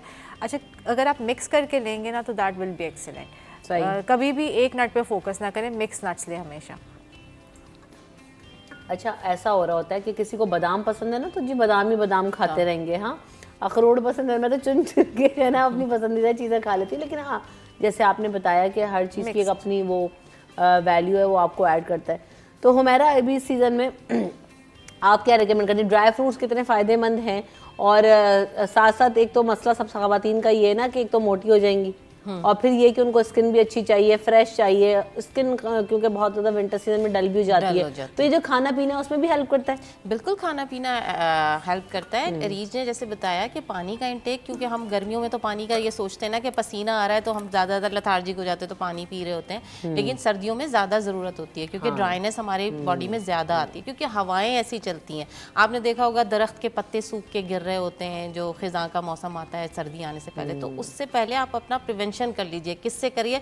आपके पास विटामिन सी भरपूर आता होता है, कीनू है, स्टार्ट मिठे से होता है, ग्रीन कलर का जो आता है, आ रहे हैं ना, हाँ मिठा लीजिए, मौसम्बी लीजिए, किनू तो अभी आएगा अच्छा वाला। तो मैंने भी बहरहाल मेरी तो डाइट में ये है कि मैंने चाहे गला ख़राब हो या कुछ हो, मैंने किनू, मौसम्बी, ये सिट्रस फ्रूट्स में ये लेना ही लेना है। अच्छा, लोगों को अमूमन ये मिलता है ना कि गला ख़राब है तो जी अब कीनू नहीं खाना, ये एक तो है ना, कितना मुश्किल है समझाना लोगों को। ठंडा करके ना खाना, हाँ, उसको नॉर्मल तरीके से डे खाएं, टाइम रूम में लेना टेम्परेचर ज़्यादा पे खाएं। बेहतर होता है डे टाइम में। क्योंकि जो सिट्रस फ्रूट्स है ना वो लोगों को लगता है कि खट्टे हैं, खटास है तो उससे गला खराब होगा। अनटिल अनलेस किसी को कोई बहुत फूड एलर्जी या ट्रिगर करता है उससे कोई फ़र्क नहीं पड़ता, क्योंकि विटामिन सी की इतनी अच्छी सोर्स है, तो एंटीऑक्सीडेंट है, आपकी इम्यूनिटी वैसे ही बूस्ट करता है। तो विटामिन सी के लिए जितने भी सिट्रस फ्रूट्स है, ग्रेप फ्रूट इतना अच्छा आया हुआ है वो लें। और फिर जो आपको टेंशन हो रही होती है इंसान को कि वेट लॉस करना है, तो उसमें फाइबर का कंटेंट इज सो गुड कि आपको कॉन्स्टिपेशन नहीं होगी, वेट लॉस में भी हेल्प करेगा, फिलिंग इफेक्ट भी देगा आपको। तो खाना पीना दूसरा वाला कम हो जाएगा। और स्किन पे भी ग्लोइंग इफेक्ट, विटामिन सी के लिए लोग दवाएं खा रहे हैं, स्किन के लिए बेहतर करने का ले रहे होते हैं। देखिए बेसिकली सर्दियों में ना आपका इम्यून नीचे जाता है, तो इम्यून सिस्टम को बढ़ाने के लिए हमें बहुत सारी चीज़ें लेनी होती हैं। एक प्रीबायोटिक्स अगर लेते हैं, मेरे ख्याल से अरीज इसको कन्वे करेंगी, प्रीबायोटिक्स हमारे लिए बहुत ज़रूरी होते हैं जो आपके इम्यून अच्छे जो हमारे बॉडी के अंदर जरासीम है उसको बनाने के लिए, ताकि जो जितने भी आपकी गिरदो नवा में बीमारियां घूम रही हैं वो आपके ऊपर असरअंदाज ज़्यादा ना हो। अच्छे जरासीम जब आपकी बॉडी में बनेंगे तो प्रीबायोटिक्स बनाने के भी बहुत सारे तरीके होते हैं। अगर होममेड आप बनाना चाहें तो उसका मैं अभी थोड़ी देर में आपको बता दूंगी, लोगों को देखें बनाएं घर में और उसको बच्चों को भी दें, खुद भी खाएं। और बहुत सस्ता सा इजी प्रोसेस है, उसको अगर बना के खाना शुरू करेंगे आप देखिए आपकी बॉडी किस तरह फिर आप बीमारियों से प्रोबायोटिक तो सबसे बेस्ट तो योगर्ट है, दही सब इज अ बेस्ट प्रोबायोटिक। अच्छा, अब दही में भी लोग ये समझ रहे हैं सर्दी में गला खराब कर देगा। हाँ, ये अक्सर लोग कहते हैं, मैं कहती हूँ आप दिन में खा लें ना और उसके बाद उसको रूम टेम्परेचर पे खाएं, या you can add a bit of something, जैसे आप क्यूकम्बर्स ऐड कर लें उसके अंदर, स्ट्रॉबेरी के साथ मिक्स करके ले लें। दही में डाल के कितना जबरदस्त लगता है, बहुत जबरदस्त। सीरियल्स बनाते हैं ग्रैनोला के, जैसे सीरियल्स आते हैं जिसमें नट्स डले होते हैं, ओट्स डले होते हैं, वो आप योगर्ट में मिक्स करके ले सकते हैं। It's a very filling, breakfast के तौर पे भी बहुत अच्छा है, स्नैक के तौर पे भी बहुत अच्छा है। आपको वेट लॉस में भी, वेट गेन में भी कोई तंग नहीं करेगा, और आप प्रोबायोटिक्स भी ले रहे हो, नट्स भी ले रहे हो, यू टेकिंग एवरीथिंग हेल्दी। मैं कहती हूँ ऑप्शंस बहुत होते हैं, लोगों को समझ नहीं आ रही होती। सूप्स के ऑप्शंस आए हैं सर्दियों में, सूप्स लें, उससे स्किन भी अच्छी हो जाती है। कोलाजन का इतना अच्छा सोर्स है, जितनी भी हड्डियाँ होती हैं उनमें कोलाजन होती है। आपको हम क्या करते हैं, हम लोग सप्लीमेंट के तौर पे ले रहे होते हैं, हम फिलर्स लगा रहे होते हैं, बट नेचुरल जो सोर्स है वो नहीं ले रहे होते हैं। तो स्किन के लिए अगर आप यखनी पीते हैं, और स्पेशली अगर बकरे की गोश्त की या गाय की गोश्त की, इसमें बोन होती है, बोन ब्रॉथ जो हम कहते हैं, अगर आप वो लेते हैं तो कोलाजन की बहुत अच्छी सोर्स बन जाती है। अच्छा, चिकन में इतना कोलेजन नहीं होता जितना इनमें होता है। चिकन आजकल हम लोगों का चिकन इतना अच्छा नहीं आ रहा ना, ये तो इस वजह से। बट आप अगर लेना चाहते हैं ज़रूर, अगर somebody cannot अवेलेबिलिटी नहीं है तो फिर तो ले सकते हैं। और फिश की यानी या मछली की बना सकते हैं, मछली वैसे भी खाएं, मछली की बेस्ट है मछली। अच्छा, मछली की भी यखनी बनाते हैं? बिल्कुल, मछली की उसके अंदर तो कैल्शियम की होती है इवन। हाँ, क्रैब की जितना तो मैंने सी सुना फूड है ना, उनकी बोन्स में दे हैव मोर कैल्शियम। तो हम लोग कैल्शियम के लिए कितना, फीमेल्स को तो वैसे ही after a certain age calcium की बहुत हाई रिक्वायरमेंट रहती है। विटामिन डी की बहुत अच्छी सोर्स है सी फूड, तो आपको कैल्शियम एंड विटामिन डी दोनों मिल जाता है, तो आप क्यों नहीं ले रहे। और जबकि सीजन भी है और कराची में मछली भी अच्छी मिलती है। आज मछली खरीदे यार, आज वो मछली बोल बोल के दिल ही हो गया मछली खाने को। सर्दी की डिश है ना ये। हाँ एग्जैक्टली, और मुझे बड़ा अपीलिंग लग रहा है मछली की यखनी, मछली का सूप एंड प्रॉन सूप तो खैर हम पीते हैं, क्रैब सूप भी, लेकिन ये नहीं मुझे पता था बाहर, इसलिए तो आप लोग को बुलाते हैं इन्फॉर्मेशन मिलता हो। एक कॉलर भी है हमारे साथ। अस्सलाम वालेकुम। वालेकुम अस्सलाम, रमशा कैसी हैं आप? ठीक हो आया, आप बताइए आप कैसे हैं? अल्हम्दुलिल्लाह, आपके दोनों मेहमानों को सलाम हो, स्पेशली हुमैरा को। हुमैरा भी जो है ना मॉर्निंग शो की हमारी जान है वैसे भी। तो आप भी मॉर्निंग शोज की जान है आया। नहीं, थैंक यू सो मच, आप लोग की मोहब्बत है। देखिए बात ये है कि आपने जो शुरू की ना, एक तो बड़ा शुक्रिया आपके कि आप लोग कराची के हवाले से C21 जितना जो लोकल न्यूज़ देता है वो मेरे ख्याल में सबसे बेहतरीन है। और दूसरी आपसे आप जरा तारीफ करूंगा, आप जरा वचन बढ़ा लीजिएगा अपना। हमारी बहन कहती है कि भाई वो मेरे चक्कर में सारे शोज देखती हैं, वो कहती हैं कि भाई जो रमशा है ना वो कभी कोई फालतू बात नहीं करती, बस काम की बात करती है, इधर उधर की फजूल बात नहीं करती। ये बड़ा कॉम्प्लीमेंट है आपके लिए। थैंक यू सो मच आया। अच्छा देखिए मेरा दोनों से ये सवाल है, देखिए आपने सही कहा कि जब हम कोई भी सर्दी में कुछ खाने बैठे, मूंगफली हो गई, अखरोट हो गई, तो खाते चले जाते हैं, लेकिन असल में इन चीजों को बड़ी लिमिटेड तादाद में खाने की हमें अंदाजा नहीं होता। स्पेशली हमारा से मैं ये पूछूंगा, हमारा ये बताइए कि हम जैसे काजू खा रहे हैं तो एक वक्त में कितने काजू खाने, या अखरोट हमने लिया तो वो गुड कोलेस्ट्रॉल तो होता है, लेकिन अगर वो एक्स्ट्रा खा लें तो सही सवाल तो आ गया है हया का, लाइन ड्रॉप हो गई, लेकिन हाँ वही वाली बात है कि बैठे अच्छा टीवी देखते में बहुत होता है ना, तो वो तो नट्स आप खाए जा रहे, एक ही देखिए को हर खाए जा चीज रहे की ज्यादती बुरी होती है, चाहे वो नट्स हो या किसी भी मामले में आप इनटेक फूड कर रहे हैं। हमेशा कहा गया है कि इतनी मुट्ठी में आपके जितनी भी है ना, इतने नट्स अगर आ जाए वही आपने लेना है, इससे ज्यादा आप ना खाएं। अच्छा मुट्ठी भर के काजू खा लिए तो मतलब उसमें और कुछ नहीं ऐड किया? मिक्स, जैसे अरीज ने बोला, रिक्वायरमेंट इज मिक्स्ड। आप थोड़े से काजू लीजिए, आप थोड़े से अखरोट लीजिए, इस सीजन में आप थोड़े से बादाम लीजिए साथ, अगर अवेलेबिलिटी है। ये अच्छा तो यानी उनके सवाल का जवाब इस तरह लेंगे कि आप एक साथ बहुत सारे को आप काजू ही काजू खाए जा रहे हैं, तो ऐसा ना करें। काउंटिंग में ना 25 to 30 नट्स आ जाते हैं आपके हैंडफुल में, अगर आप अखरोट भी डाल रहे हैं, काजू भी डाल रहे हैं, तो अगर आपने 4 नट्स लेने तो 5-5 करके आप ले लें, फिर उसमें जो है वो एक एक्स्ट्रा डाल लें, इस तरीके से बस बेसिकली। अब ये आया जवाब इसका, ये कि आप ये जो काजू का पैकेट लेके बैठ जाते हैं शाम में तो ये ना करें, और जो है वो 2-4 खाने का उस पैकेट को वापस रख दें, ये है असल जवाब। तो आप ये ना 4-5 चीजों का कॉम्बिनेशन जैसे लोग कह रहे हैं, अब ये डेली का, अब ये ब्रेक में एक वक्त खाएंगे ना, तो डेली का एक बना लेना कि डेली हमने इतने खाने हैं, तो वो डेली का आप इंटेक भी हो जाएगा। बिल्कुल ऐसा ही है। तो जो लोग और दूसरे नट्स अवॉइड करते हैं भाई, वो 2-3 का कॉम्बिनेशन बना लें, लेकिन आपने बनाना है ऐसा पूरा पैकेट नहीं खा जाना। वक्फा ले लेते हैं, वक्फे के बाद हाजिर होंगे।